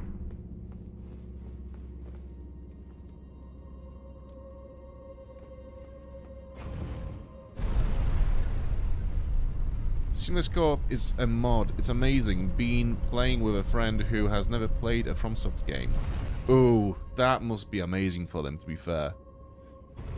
Yeah, to play a FromSoft game with some support.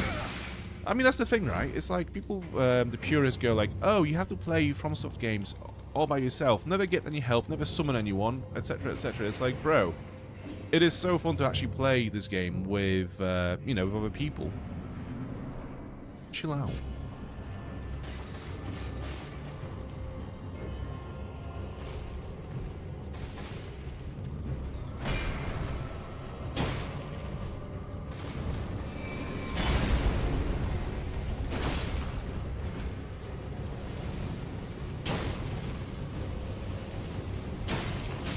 I was never a big fan of those of these bosses.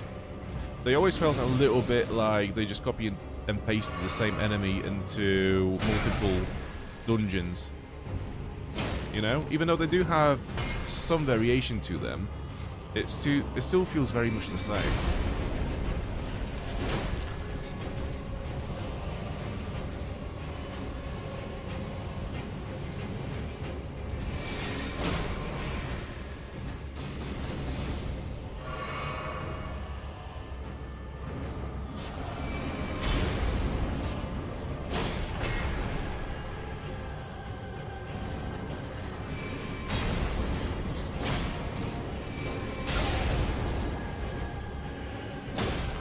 Oh yeah. This again.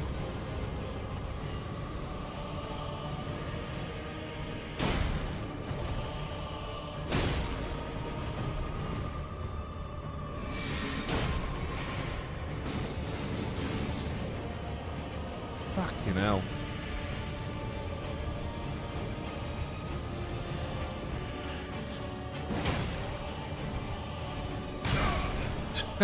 Whack!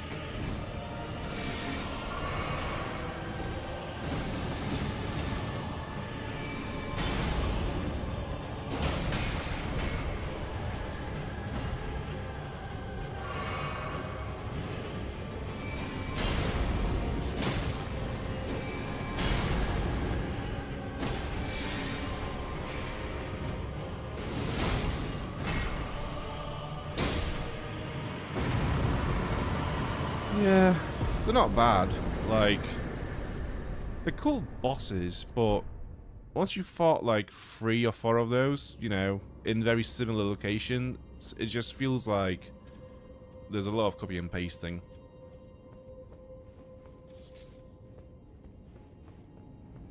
How many runes did they get? 4,000-ish. If that. I think the YouTuber GameSteed does a great job at explaining it. You would want to watch closely to 6:23 and then skip ahead to the seamless co-op segment of the video. Okay. You'll have to look into it. I probably won't do it on streams, but yeah, whenever I get a minute to play with my friend, we could do that, to be fair. Because, yeah, every time you play Night Rain, we always leave it thinking that we would have had so much more fun if we played Elden Ring instead.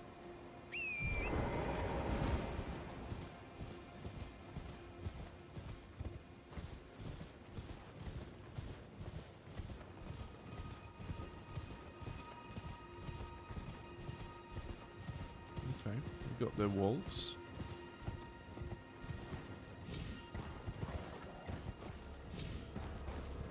We got a big wolf. Okay, I get the idea now. We have to get off the horse. Yes, there is a lot of you here. I understand.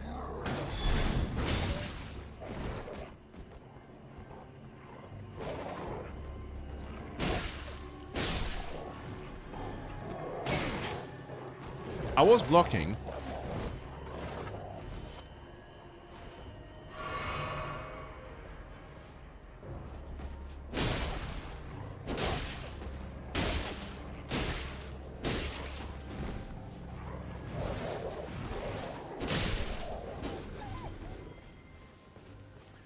There was a moment in that fight where I was fighting just that one wolf, and then that wolf dodged to the left side of the screen, and then the second one came down, and the focus on that wolf just kind of moved to this wolf by itself, which was very annoying because I knew that the wolf was still alive. Yeah, it's just... that was weird. Because I would have much rather stayed focused on that wolf who was that was nearly dead, because obviously I can finish him off quicker, rather than fight the one that has all the health.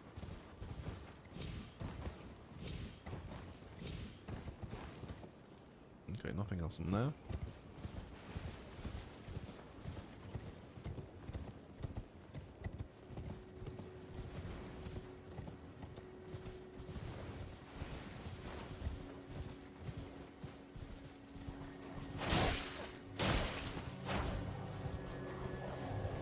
Jesus Christ, so many wolves around here. This is supposed to be a cemetery. Right, okay. And that is why I would have marked it. Cool. We literally found some shit. Some gold-tinged shit. That's always a good find. Okay, let's have it.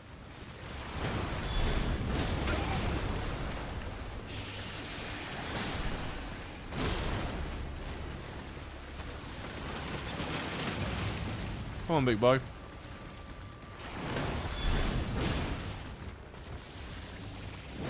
Not that. That's a bit bullshit. You know that.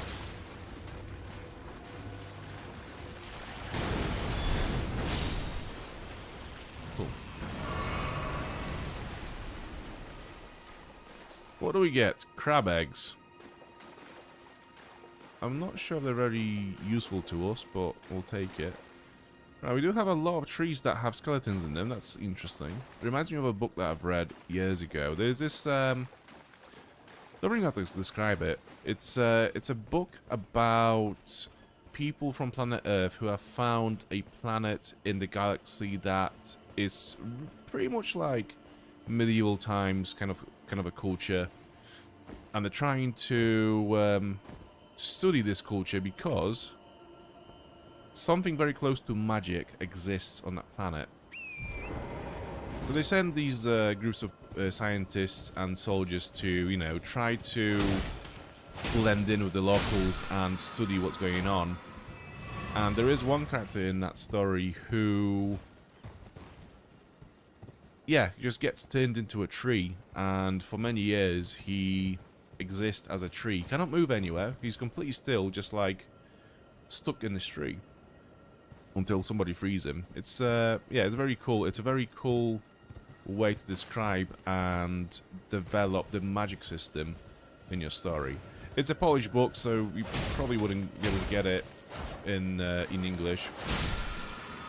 But it's called The Lord of the Ice Garden, I think it would translate to. I think there is a game being developed based on that book. And I think it's a Souls-like. So maybe one day we'll have a look at it.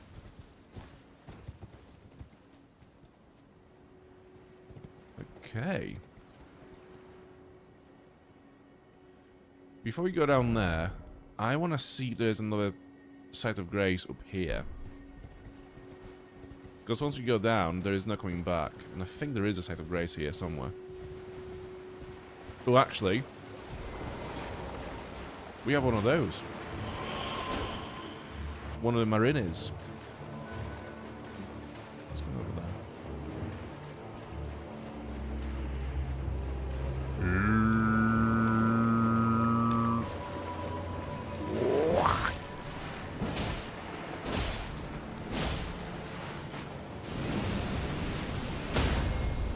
Oh, go! How do you do a critical hit on that? I'm gonna die. I'm gonna fucking die.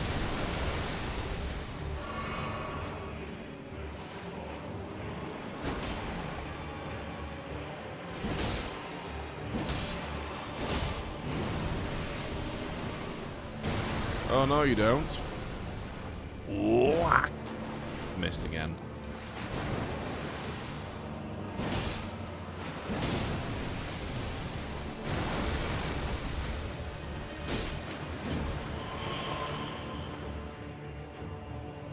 Where did you go this time?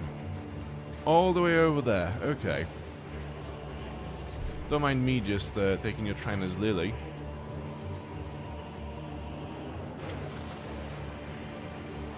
My garden.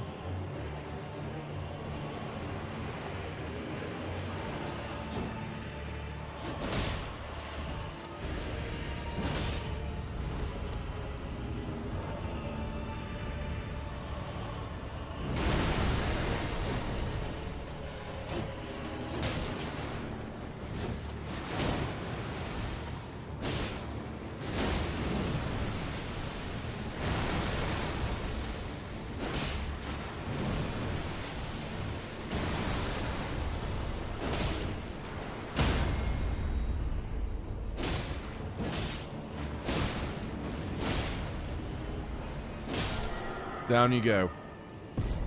And yeah, they all die as well now. Cool. We do get a quest item, yeah, Death Fruit. And Skeletal Bandit Ashes. So the Death Fruit we give to an NPC. A source that gives rise to those who live in death. The Beast Clergyman, found at Bestial Sanctum in the distant east, collects and devours these roots.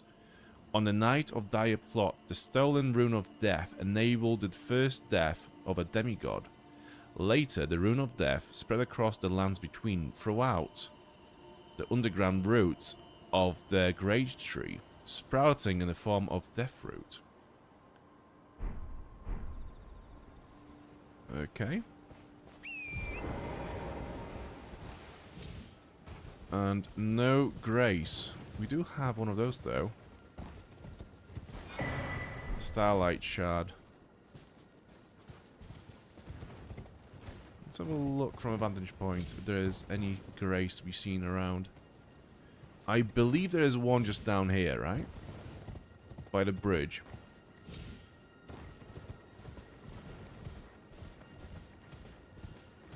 Oh, there's a hut as well. If not by the bridge, definitely by the hut.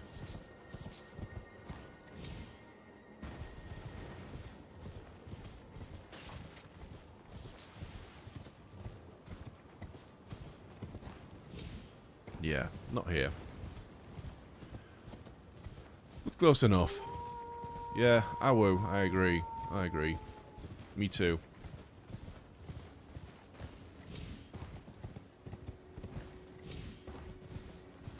Well, here we are. What do we have here? Is that another treasure hunt? Yes. So we can see the academy and the tree on the right side, and we are looking at it from a graveyard. That should be easy to find, really. So the academy is over here, and the tree is over there. But it could be that tree. I think it's from like over here-ish. Or there. Do we see any graveyards? That's gonna be it. I bet. Yeah. Okay, let's go down to... Actually, have I activated the Grace? No, I have not. Silly idiot. Move back. Any other loot? Or is that it? Just a painting? Yeah, okay. Touch Grace.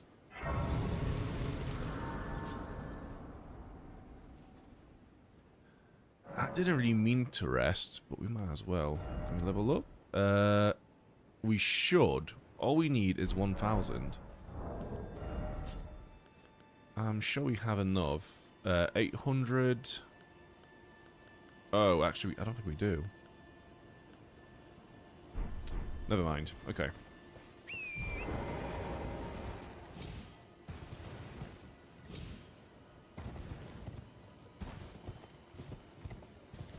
Oh, we've got one of these dudes here. Let's have a go at this guy. No, you don't. Whack.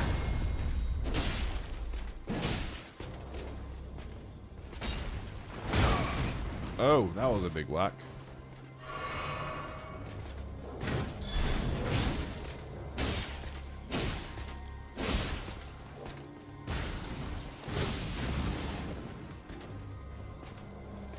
Come on.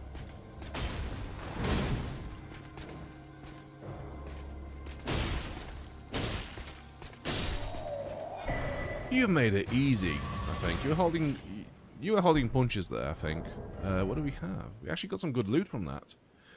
Golden Great Shield. Oval Great Shield made of gold. Carried by knights who protect the royal capital of Leyndell. Knights of Leyndell are reputed for their sturdiness, exemplified by the shield's exceptional guard capacity. And Dragon Cult Prayer Book. A prayer book of the capital's ancient dragon cult, a text of the knight's faith that arose after the War of the Ancient Dragons, can be given to a learned cleric to gain access to the following incantations: Lightning Spear, Honed Bolt, and Electrify Armament. Okay, that's pretty cool. So what do I need to use the Great Shield? Strength 34. Fucking hell.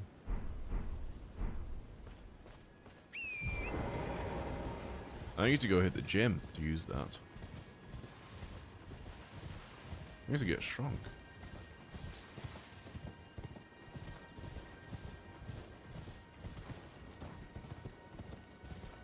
Okay. Make our way down to the village of the Pots.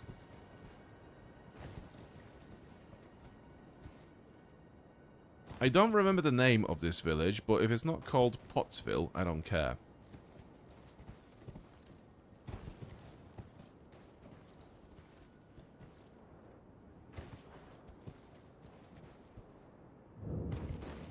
Jarburg. Oh, yeah, okay. Close enough. That'll do.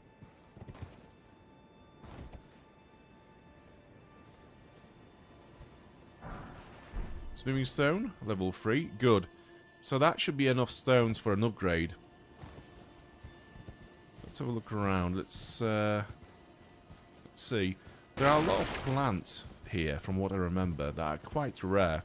We can just go and grab them from everyone. And obviously a lot of pots.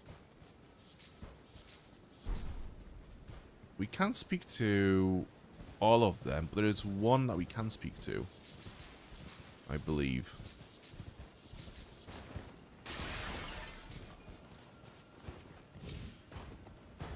Can you just... Oh my god. Just grab this thing. Ritual pot. Thank you. That's all I wanted.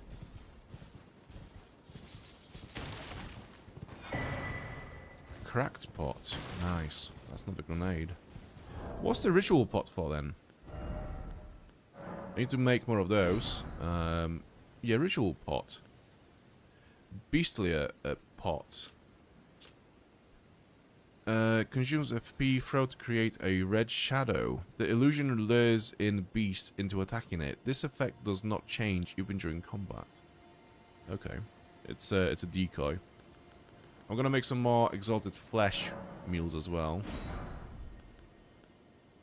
And yeah, I think that'll do for now. How many of them do we have?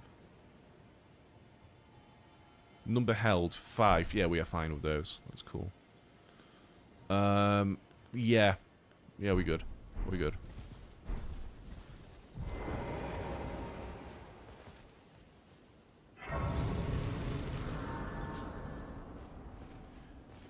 I could level up, or I could go and upgrade my sword, which is what I'll do, I think. But before we do that, let's just have a little look around here as well.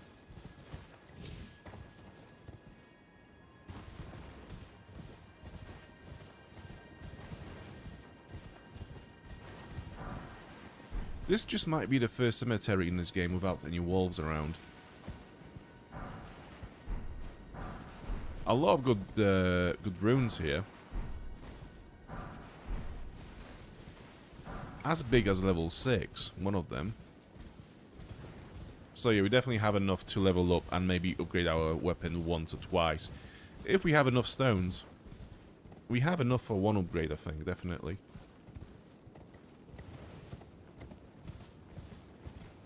We are in dire need of an upgrade, actually.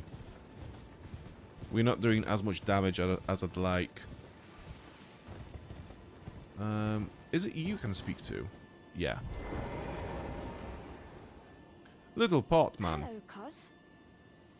What are you doing here? I didn't think anyone knew about this place. Except us jars. Ah. Are you going to be the new potentate? Potentate? Sure, why not? Gosh. Truly. That's wonderful news. It's not easy being potentate, though. I know. Show me your hands. It's just a little test, cuz. To see if you've got the right stuff.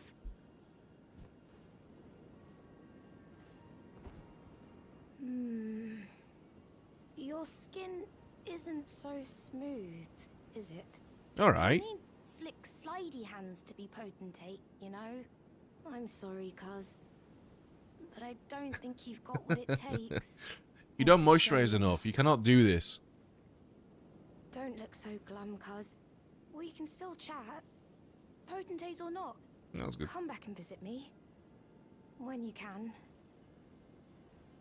Don't look so... We can still come back. Okay, so we have to rest at the site of grace and then come back, I think, to trigger the next line of dialogue. Before we do it, let's just have a look around and grab other items. I think there is a lot more here to be grabbed. Ritual pot, that's cool. What's this? Cracked pot, nice. The more the better. Like, I love the fire pots in this game. I just think it's so cool that I can actually throw little grenades. Living jar shard. What does that do? A fragment of a living jar, hardened after its death. Material used for crafting items. Such fragments command a high price due to the magical power locked within. This leaves the living jars unfortunate targets for poachers. Oh.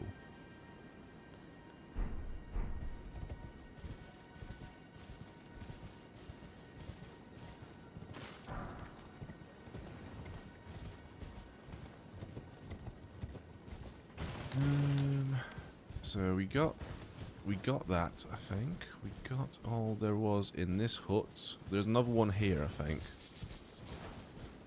I'm trying not to ride into the pots by accident because I'm worried that they'll break if I do that. Anyways. Yeah, so that's now unlocked. Let's go back to Lost Grace table.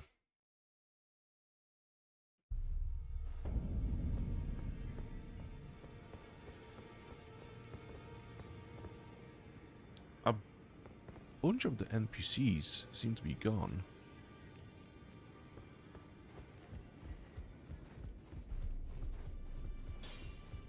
Well, I took you Yeah, sure. Pleasant as always.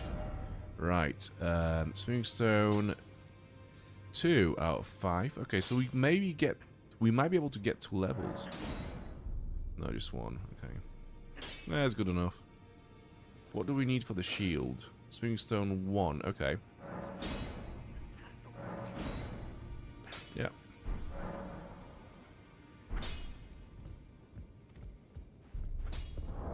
So, how many runes do I have now? 800. What do I need to level up? I need, let's say, 3,000.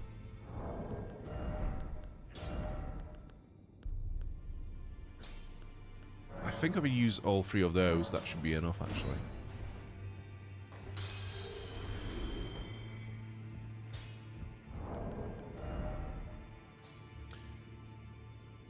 We need 200 more, which is one of the smaller ones, but we don't have, oh, there they are. That should do it. So, another point into, not endurance, what is it? Yeah, endurance, yeah.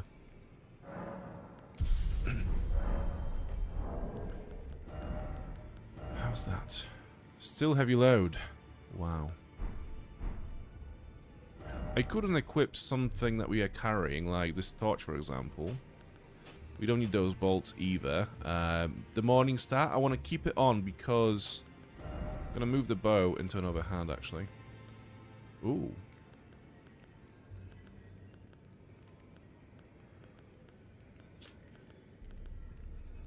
Short bow of polished red wood, fashioned by a master craftsman and wielded by pages. A bow which requires dexterity rather than strength to master. Okay, which one is better? So that is a bit better. Yeah, let's go for that one. So what about now? Still heavy load, okay.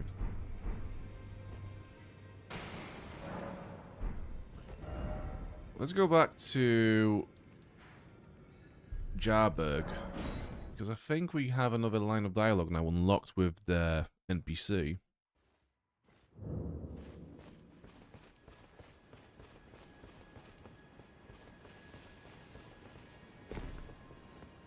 Oh, hello again, cuz. Hello. I'm happy you came back. Me too. I have good tidings for you, cuz. Oh, good. Have you noticed the rare flowers growing in this village? I asked the villagers if you could pick some of them, and they said you'd be very welcome. Go on, cuz. You really should pick some of our flowers. Who knows? They might be of some use. Go on. Who knows? Okay, that's it then.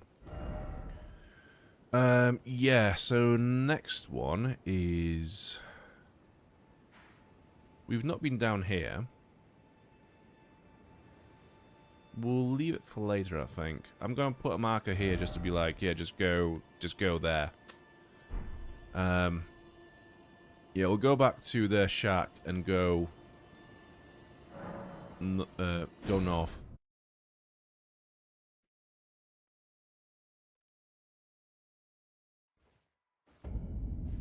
Also, let's rest.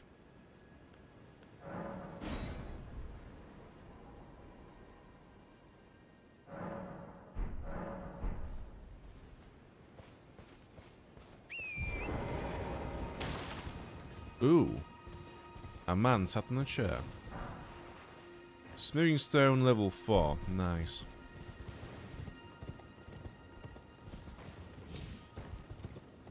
So is that going to take us all the way across? Let's have a look. It should do. Yeah, there we go. It's all good. Right, what do we see from here? I don't see any sets of greys. I see a bunch of enemies. Some fiery ones as well. And then it goes all the way down there. Right. Or up there, rather. Let's have a look. I'm not gonna fight the massive lava bugs. It seems a bit silly, but they do have a bunch of butterflies around them, which we do need for our fire pot. So I'm gonna grab them, but I'm not gonna fight the bugs. That's a bit silly. There is a site of greys, so let's go and get that before we die. Yeah, a bunch of new enemies on this side of the cliff.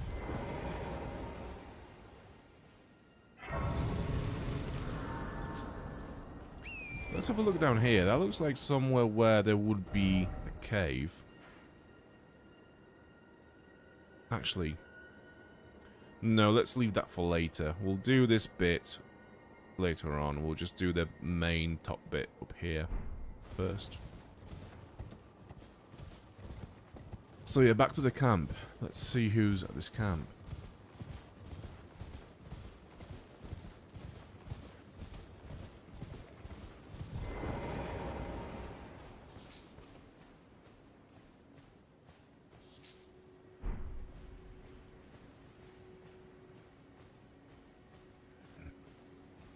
We can do some stealthing in here.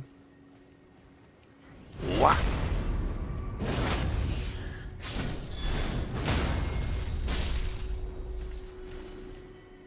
There is a massive monk-like thing with a huge mace.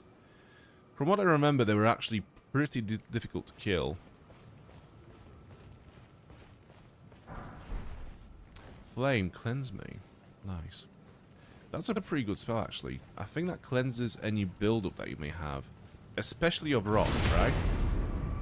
So I think it's worth to get a faith or intelligence up enough to be able to cast it, because it's a very useful utility spell.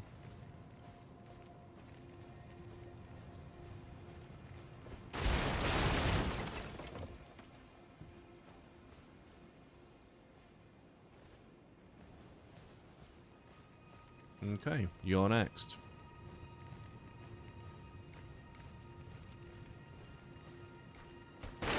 Oh, fuck. Don't burn me, please.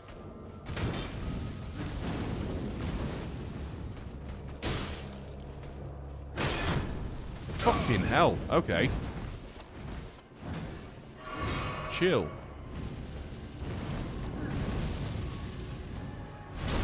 There we go. That's what I've been looking for. And a whack. And a whack. And that's only like 2,000 runes. Crazy. Yeah, I think that's all there was in this camp. It's just that spell. Fire Cleanse Me. One of the incantations of the Fire Monks creates a fire within that burns away toxins, alleviates poison and scarlet rot buildup, and cures these ailments. This incantation leaves the caster with subtle burns, a reminder that they must fear the flame.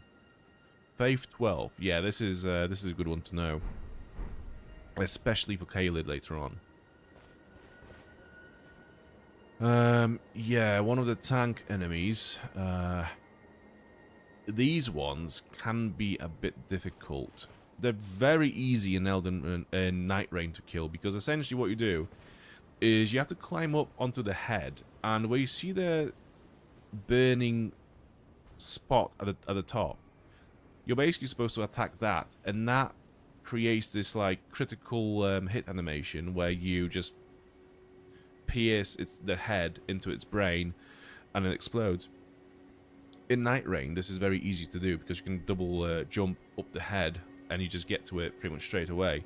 In Elden Ring, you don't have a double jump, so it becomes a little bit more difficult to pull off.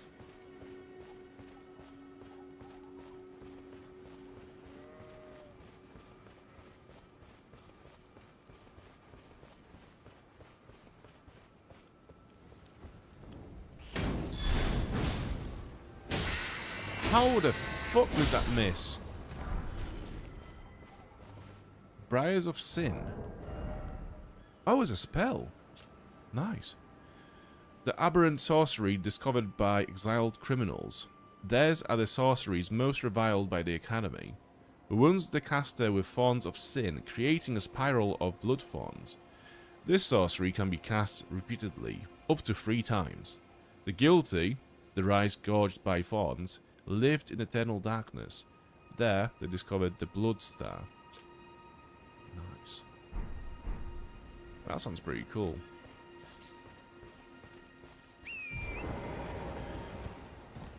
Yeah, it's cool how there are some enemies that look very, you know, they don't look like anything special. Like, for example, that one enemy there, it was just some dude who was walking around just doing pretty much nothing, right? And I just thought, like, what is the point killing him? As I was killing that enemy, I was like, what was the actual point getting to him just to kill him? And then he drops that. So, it definitely pays off to kill as much as you can just to see if they drop anything special.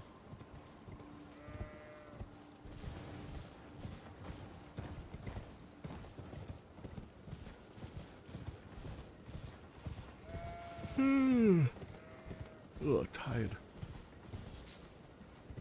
Trina's Lily, and again, Liurnia is just so beautiful. I mean, a lot of the swamp is literally just nothing but fog, and not much happens within it. But yeah, when you look at the Academy from whichever angle, it just looks so amazing.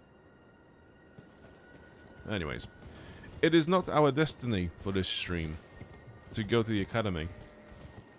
Our destiny is to see if we can cheese this tank somehow. First, we have to kill those guys.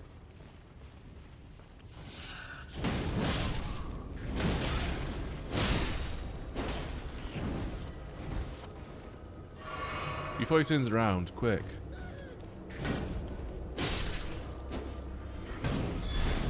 And how in the fuck are we missing that hit?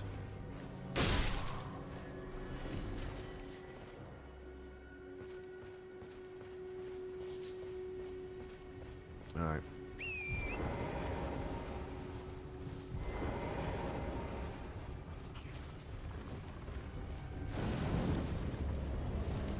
Shit.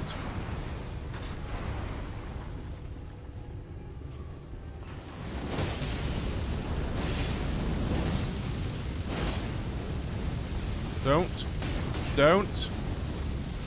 Nope. And another hit, please. There we go.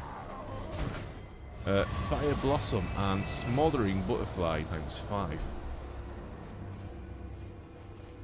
Pretty much no runes from that.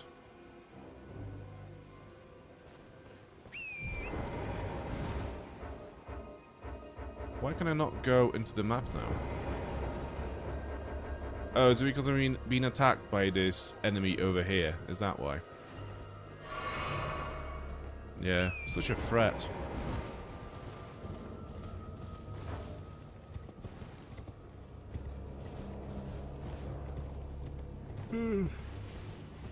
Right, where am I now? Okay, down this forest here. We do want to go and see what's that ruin, right? Yeah, let's turn back.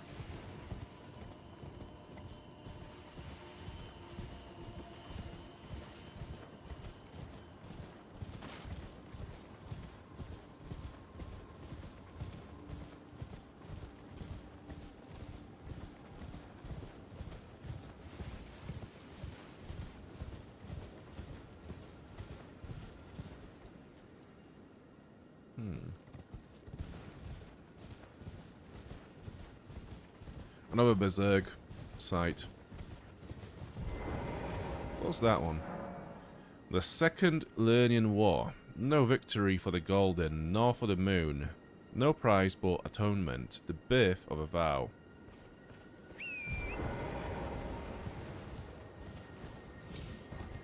They are so interesting, those monuments, because they give you some lore that at the moment, when you get to them for the first time, you don't really understand the context of what they're trying to say. And then it's later on when you speak to an NPC or you read an item description and you learn some more of the lore of the game. It is then when that information is like, it clicks. It's like, oh, okay, I see now. Okay, it fits into the bigger puzzle. Like, but yeah, it's interesting how they'll just like give you this premonition of some kind of an event that happened in the world and not really explain for a long time what it is.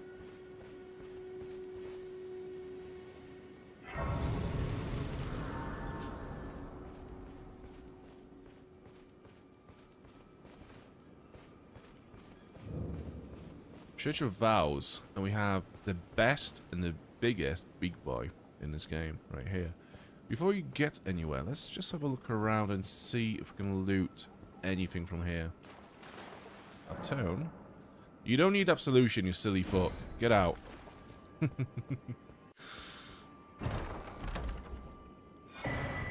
Gold sewing needle and gold tailoring tools. Right, we could give that to Bok, probably. Tailoring tools made from gold.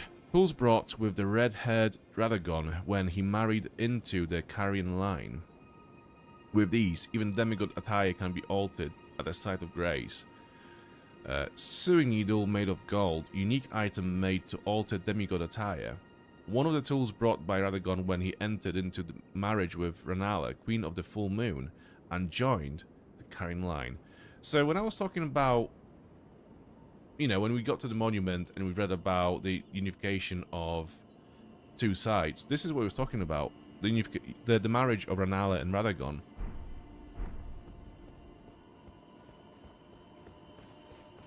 You're tarnished, aren't you? I welcome you to the Church of Vows. I am Miriel, steward of this sacred chamber. My apologies for the unseemly state of affairs. Do you know the origin of this place? how it came to be known as the Church of Vows? I don't know. Well, that is a shame. But who can blame you? The shattering has caused us, all of us, to lose sight of something very dear. It is here, at the Church of Vows, that the great houses of the Erd Tree and the Moon were joined by the matrimonial bond between red-haired Radagon and Renala of the Full Moon. And so our church holds in view the monuments of both houses, the Erd Tree of the capital and the Academy of Rea Lucaria. The one thing I wish that From Software would do eventually in the games is to animate the lips. Just animate the characters properly while they're speaking. Make them face you and animate the lips as they talk, and not just be there like,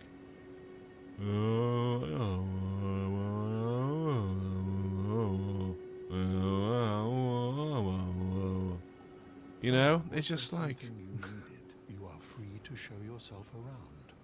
I would serve as your guide, only my legs aren't what they used to be. If you find anything of use, you are free to take it with you. Unless, perhaps, you are in search of instruction, in which case I will share all that I know. So, I think he's the only NPC in this game that can teach us both sorcery and incantations. So, this is why I'm going to give him every single scroll that we find and a prayer book, because he is the one good point of returning to learn spells. Where all the other NPCs, you know, they can also teach you incantations and sorceries, but they move around. And this guy is here all the time. So I'm going to give him a scroll. I've got 2 of those, yeah. Royal House Scroll. Oh, what have we here? Very well, let us both learn together. Heresy is not native to the world. It is but a contrivance. All things can be conjoined. And the Academy Scroll. Oh, what have we here? Very well, let us both learn together. Heresy is not native to the world. It is but a contrivance. All things can be conjoined.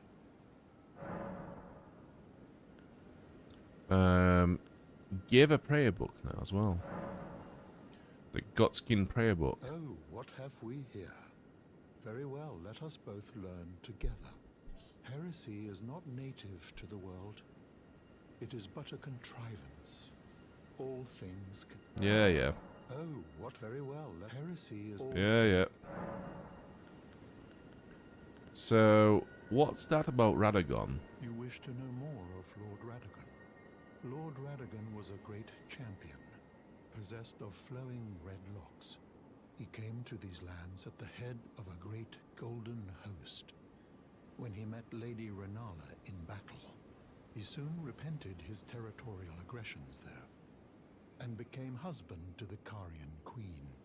However, when Godfrey, first Elden Lord, was hounded from the lands between, Radagon left Renala to return to the Erdtree capital, becoming Queen Marika's second husband and king consort, taking the title of Second Elden Lord. The mystery endures to this day as to why Lord Radagon would cast Lady Renala aside, and moreover, why a mere champion would be chosen for the seat of Elden Lord. Okay, more about Radagon, please. You know, it's said that Lord Radagon harbored a secret. A famed sculptor of the Erdtree capital was once summoned to render Lord Radagon's likeness in giant stature, when he glimpsed the skeleton in Radagon's closet.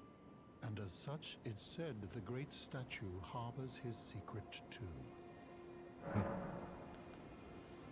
You know, it's said that Lord Radagon, a famed... Okay, so we know that already. Yeah, okay.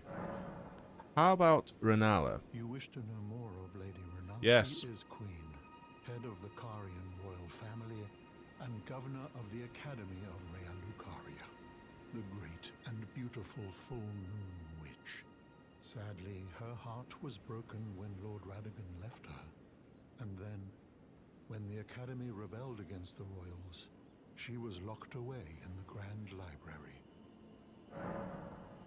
In the end, Lady Renala was left alone, cradling the amber egg Lord Radagon bequeathed her. Now she devotes herself to it through forbidden rite, the grim art of reincarnation. You would do well to remember, severing a vow, strongest of bonds, has consequences ever more dire. You know, it's a fame when he glimpses, and as such... Okay. That's all we will get from him at the moment. What's his name, actually? I forgot to notice. To note. Miriel. Yeah, that's the one. You know, a fame Okay. when he Yeah. Leave. Miriam. Right. Is there anything else on this plateau? Let's have a ride around. We see some enemies walking around. There must be a reason for them being here, right? There's a cemetery here as well.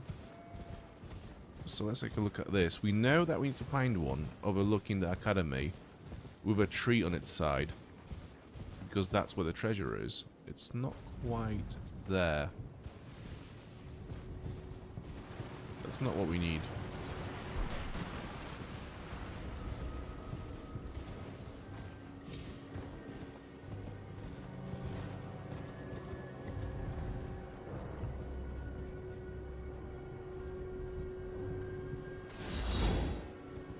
Yeah, we need to head down now. That's the bit I dislike about this location. It's the bit that we're going to now. I just found it so weird the first time around, years ago. I don't know what it was exactly about it. I just didn't like exploring it. But we'll see soon what it was.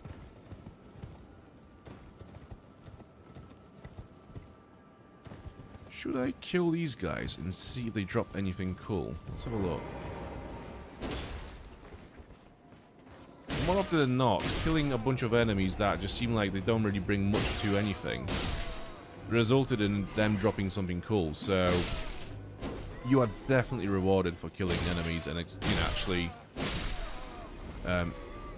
seeing what you can get. Raw fruit. Okay, maybe not these ones, but you get the point. Although, if you were strolling for flasks at this point, killing a small group of enemies like this is such a good way of getting your flasks back. Because obviously, every time you kill a mob, you replenish some of your flasks. So maybe that's why they were there.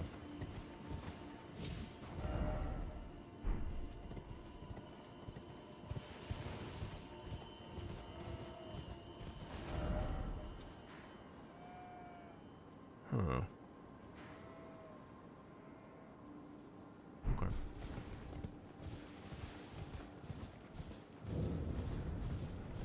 Old Palace Ruins. Okay. Oh, these guys. Okay.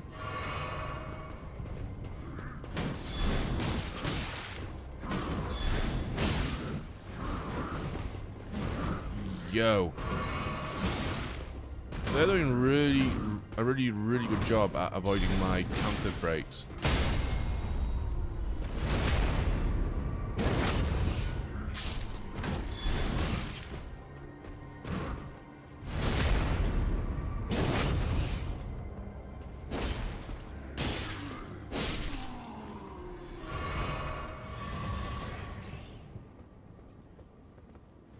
Where is the sniper? There was someone shooting at us from distance. Where are they?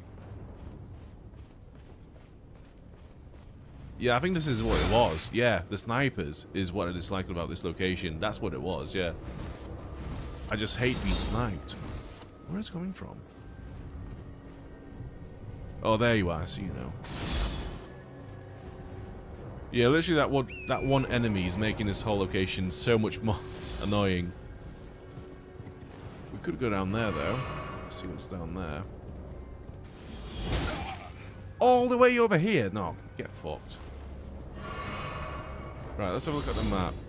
We can't because we are in combat. Okay, of course, yeah. With the sniper from miles away. Yes, who can shoot us even though we are galloping at high speed.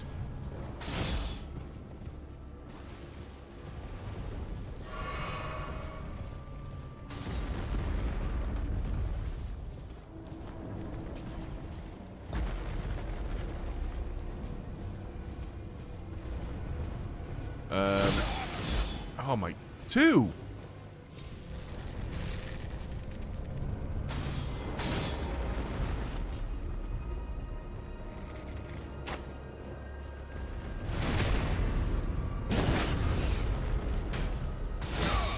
Oh, get fucked.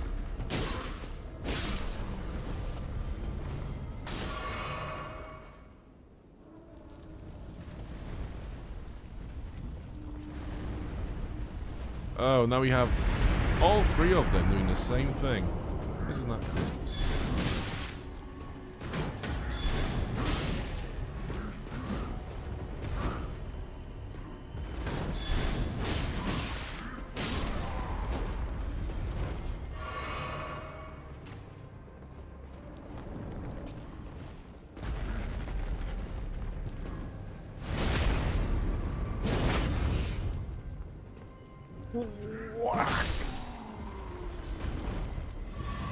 Was that the last one? No, one of them fell down there. Okay, I see you. I see you. Yeah, don't worry. I'll get down to you. Oh, there are 2 more. Okay, I think a bunch of them fell down, actually.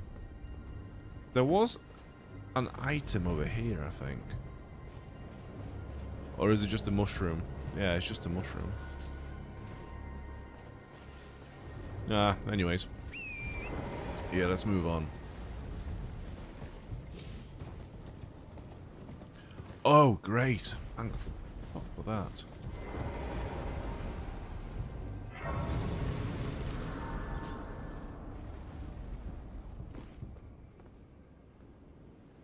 Where to now?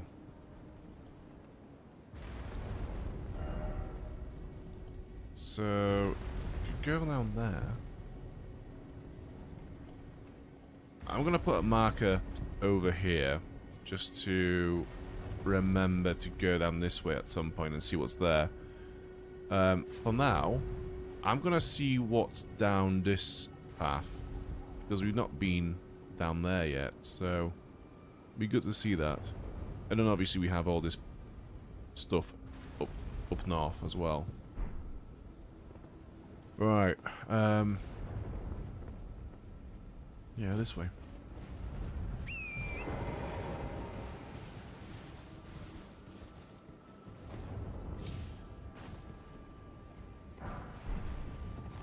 Frenzy Flamestone.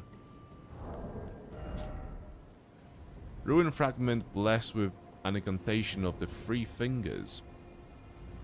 Uses FP to generate warmth, continuously restoring the HP of those who host the Frenzied Flame. Confers madness upon those who have not adopted to the flame. Take care not to mistake this for its gentler cousin. Oh, interesting. That's a pretty interesting mechanic. So, okay.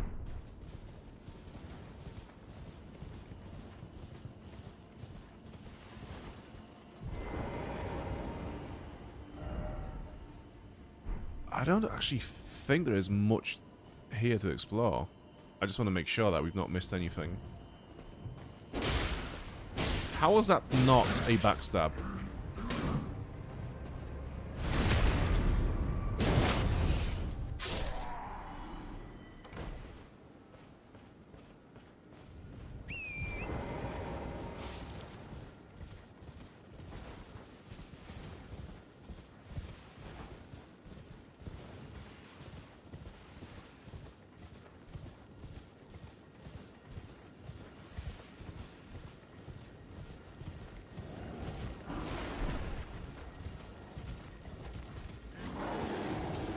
No, I'm not gonna fight you. It's fine.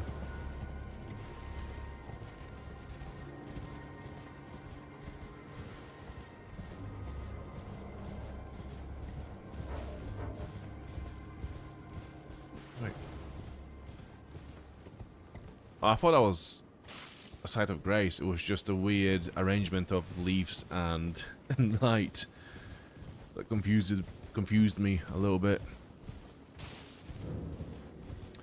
Old Palace Ruins. Right. Yeah, we could go down this way. Yeah, do you know what? Fuck it. It leads to a dead end anyways, so you might as well see what's down here.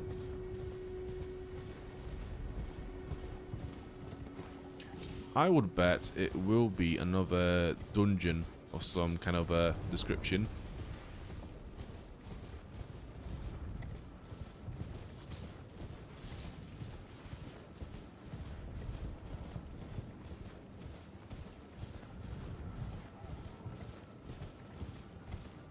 It's a huge bear. I would rather avoid. We don't really have that many flasks. No, we've only got one, so that's kind of... it's dangerous to fight those bears on little flasks, because they do hit like a bag of bricks. So every hit is a flask, essentially.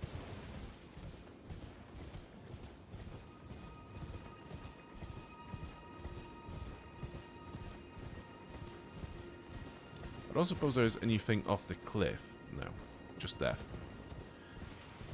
Just death and abyss of more death upon death, multiplied by death.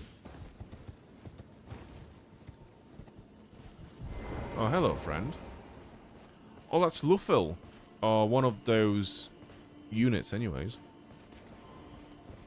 They're cool. Whack!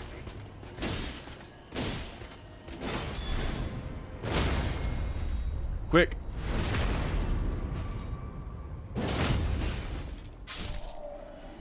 Okay, what do we get?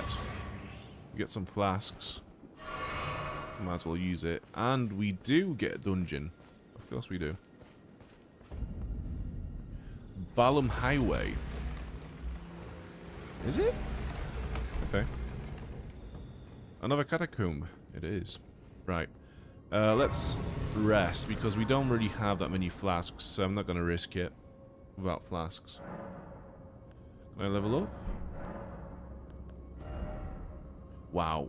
No, we are so far off a next level. Like, 7,000 runes.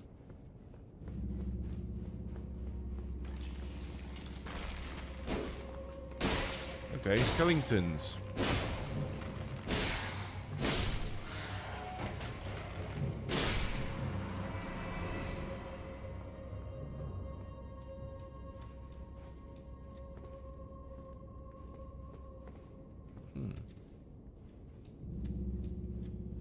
I can hear enemies moving around in advance.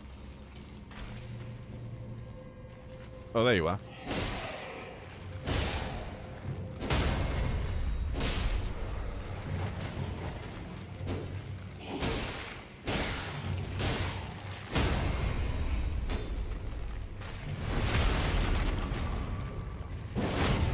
I don't quite understand how a piercing attack would do any damage to a skeleton. It would just go for the ribs, right? Why are you coming back? Oh, there must be a necromancer here somewhere. There you are. Fuck, okay. Yeah, necromancers in this game. So that's the guy with the staff. That's the necromancer. So, even though you do finish off the skeletons, they do come back if the necromancer is near. So what you have to do is just run for the necromancer and then try to kill their skeletons, because otherwise you'll be fighting them endlessly. So I'm just gonna skip them and get to their necromancer, who now we know is over this way.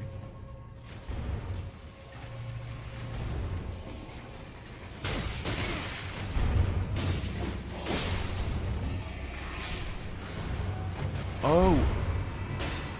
Okay, so the skeletons are actually... that are under the control die when the necromancer dies as well.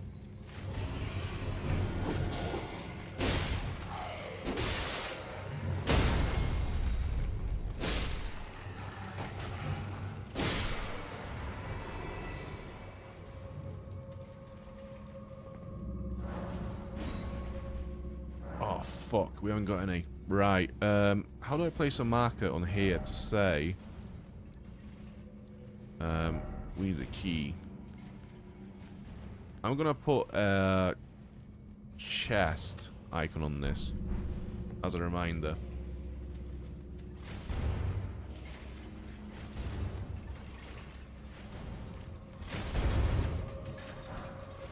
So again, not much of a point trying to fight them while the Necromancer is up and running. So I'm gonna use one of the blades to go up onto this platform because I think that's where the Necromancer is. There we go. Yeah, there he is. And all of you will die as well. Okay. So they're dead. But we see more skeletons here. And I'm guessing there's going to be another Necromancer here somewhere. As well. So now we run. There he is.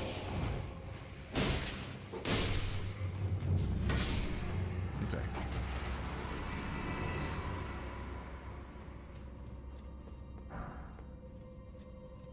5 arrows.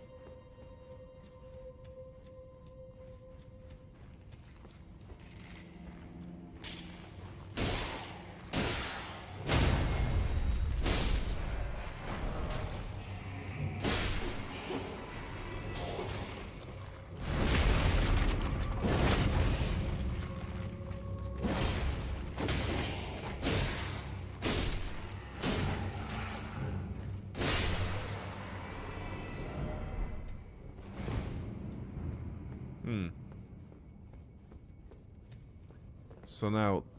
Oh, what's this? Is that our boss? Really? Oh. Summon sign. D? Okay, so that must be someone who's got death fruit. Yeah, do you know what? Let's go for it. The Hunter of the Dead. Yeah, let's have a go of the...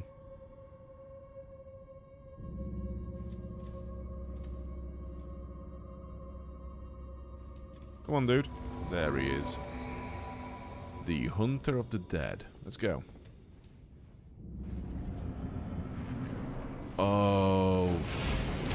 Black Knife Assassin. Yeah, these guys are tough. Right. Yeah, I'm glad to have the in here with me.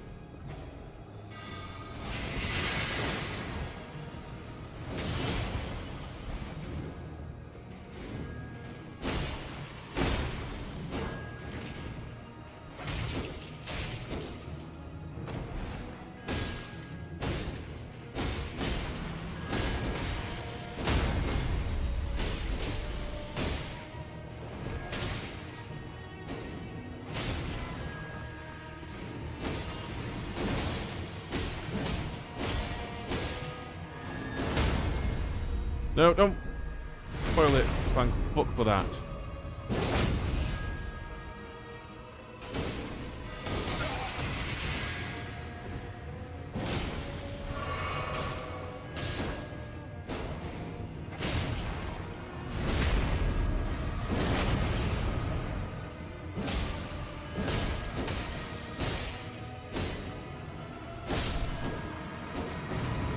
Okay, there we go. So that's going to be a death fruit, right? Assassin's Cerulean Dagger and Black Knife Print. Ooh, okay. Black Knife Print. On the night of the Black Knives, someone stole a fragment of death from Meliketh, the Black Blade, and imbued its power into the assassin's daggers. This mark is evidence of the ritual and hides the truth of the conspiracy. An assassin's dagger, misshapen and stained in cerulean. Critical hits restore FP. This charm is medalled after the darkly gleaming blades used in the Night of the Black Knives. Those which gave the demigods their first taste of death. So we could teleport outside. Let's not do that because there is the rest of the dungeon to explore still. So I think... if we drop down here, that will take us to the next bit of the dungeon, yeah? Yeah, there we go. And that's the lever.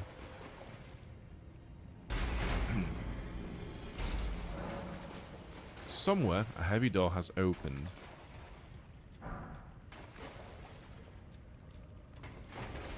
Hello.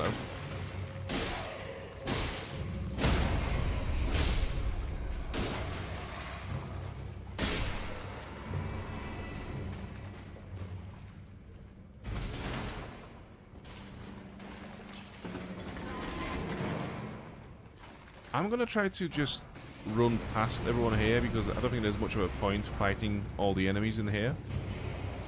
It's all just skeletons and crabs, I think. There might be a few big ones, yeah, like that one. But other than that, I think we are fine to just run past. Oh shit. Oh fuck. I'm stuck on his fucking claws. Heal. Okay, the ladder is just here. Let's bounce.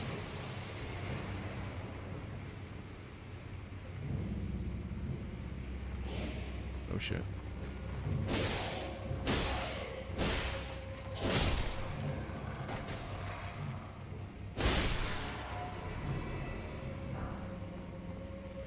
So I think that takes us back to the same chamber we were in earlier with those blades, right? It's the same one.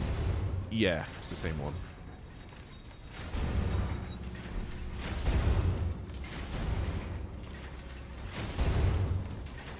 Cool. So we have 4 flasks. We might be able to do the boss without having to go back to the site of grace to rest. So let's give it a go. I do need a key to open that last chamber. Who have we got?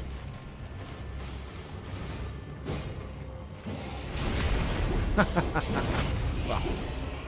Half of the health bar just gone like this. Oh yeah, you're screwed. Oh fuck. No, no, no.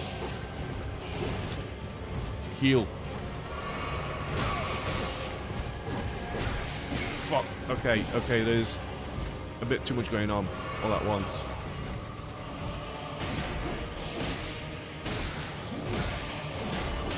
There is...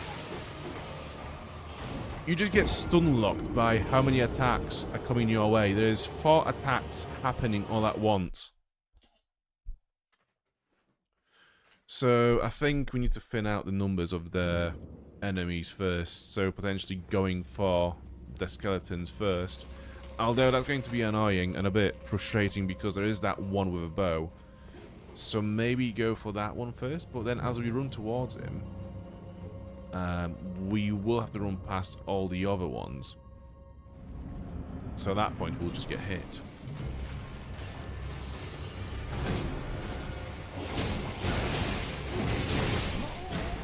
Fucking God.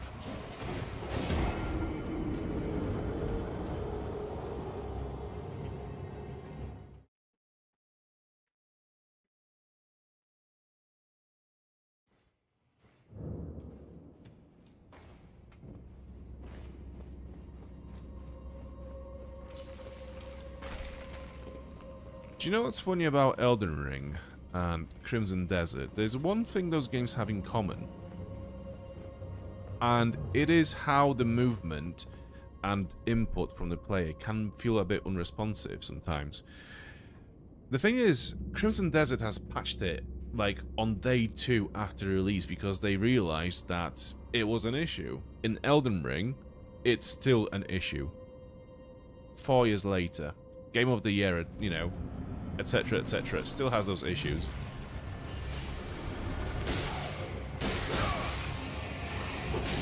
You cannot concentrate on the skeletons because the shade is too quick.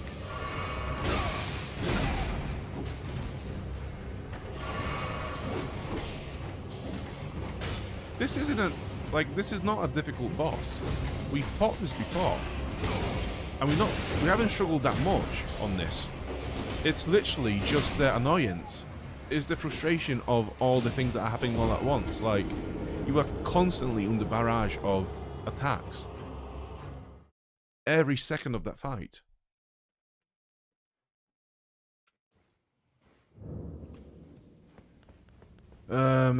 Okay, I'm just gonna spam fire pots at the shade, and that will be it. This fight is just bullshit. It's not a good fight. It's not gonna reach, is it? It's not gonna reach. Of course it's not.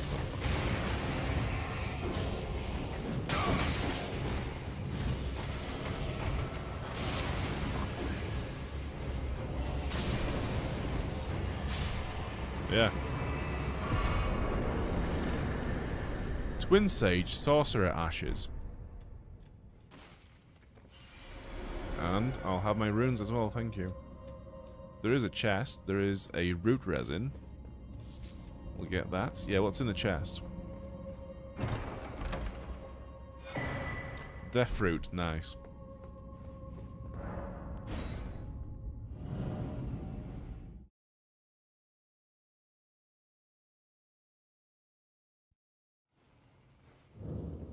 Okay. Let's level up if we can. We can. Good. More endurance. Do you know what? I might as well just commit to it and get it to level 30. And then see if we can actually equip the heavy armor at that point. And if not, if we still cannot wear it by level 30, I'm just going to move on to whatever else, like... Oh, medium load. There we go. Hell yeah.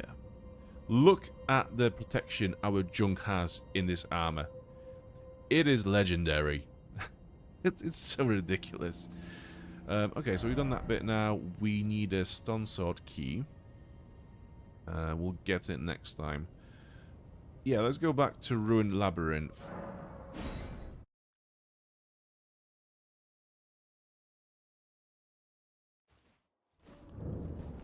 Here we are. Okay.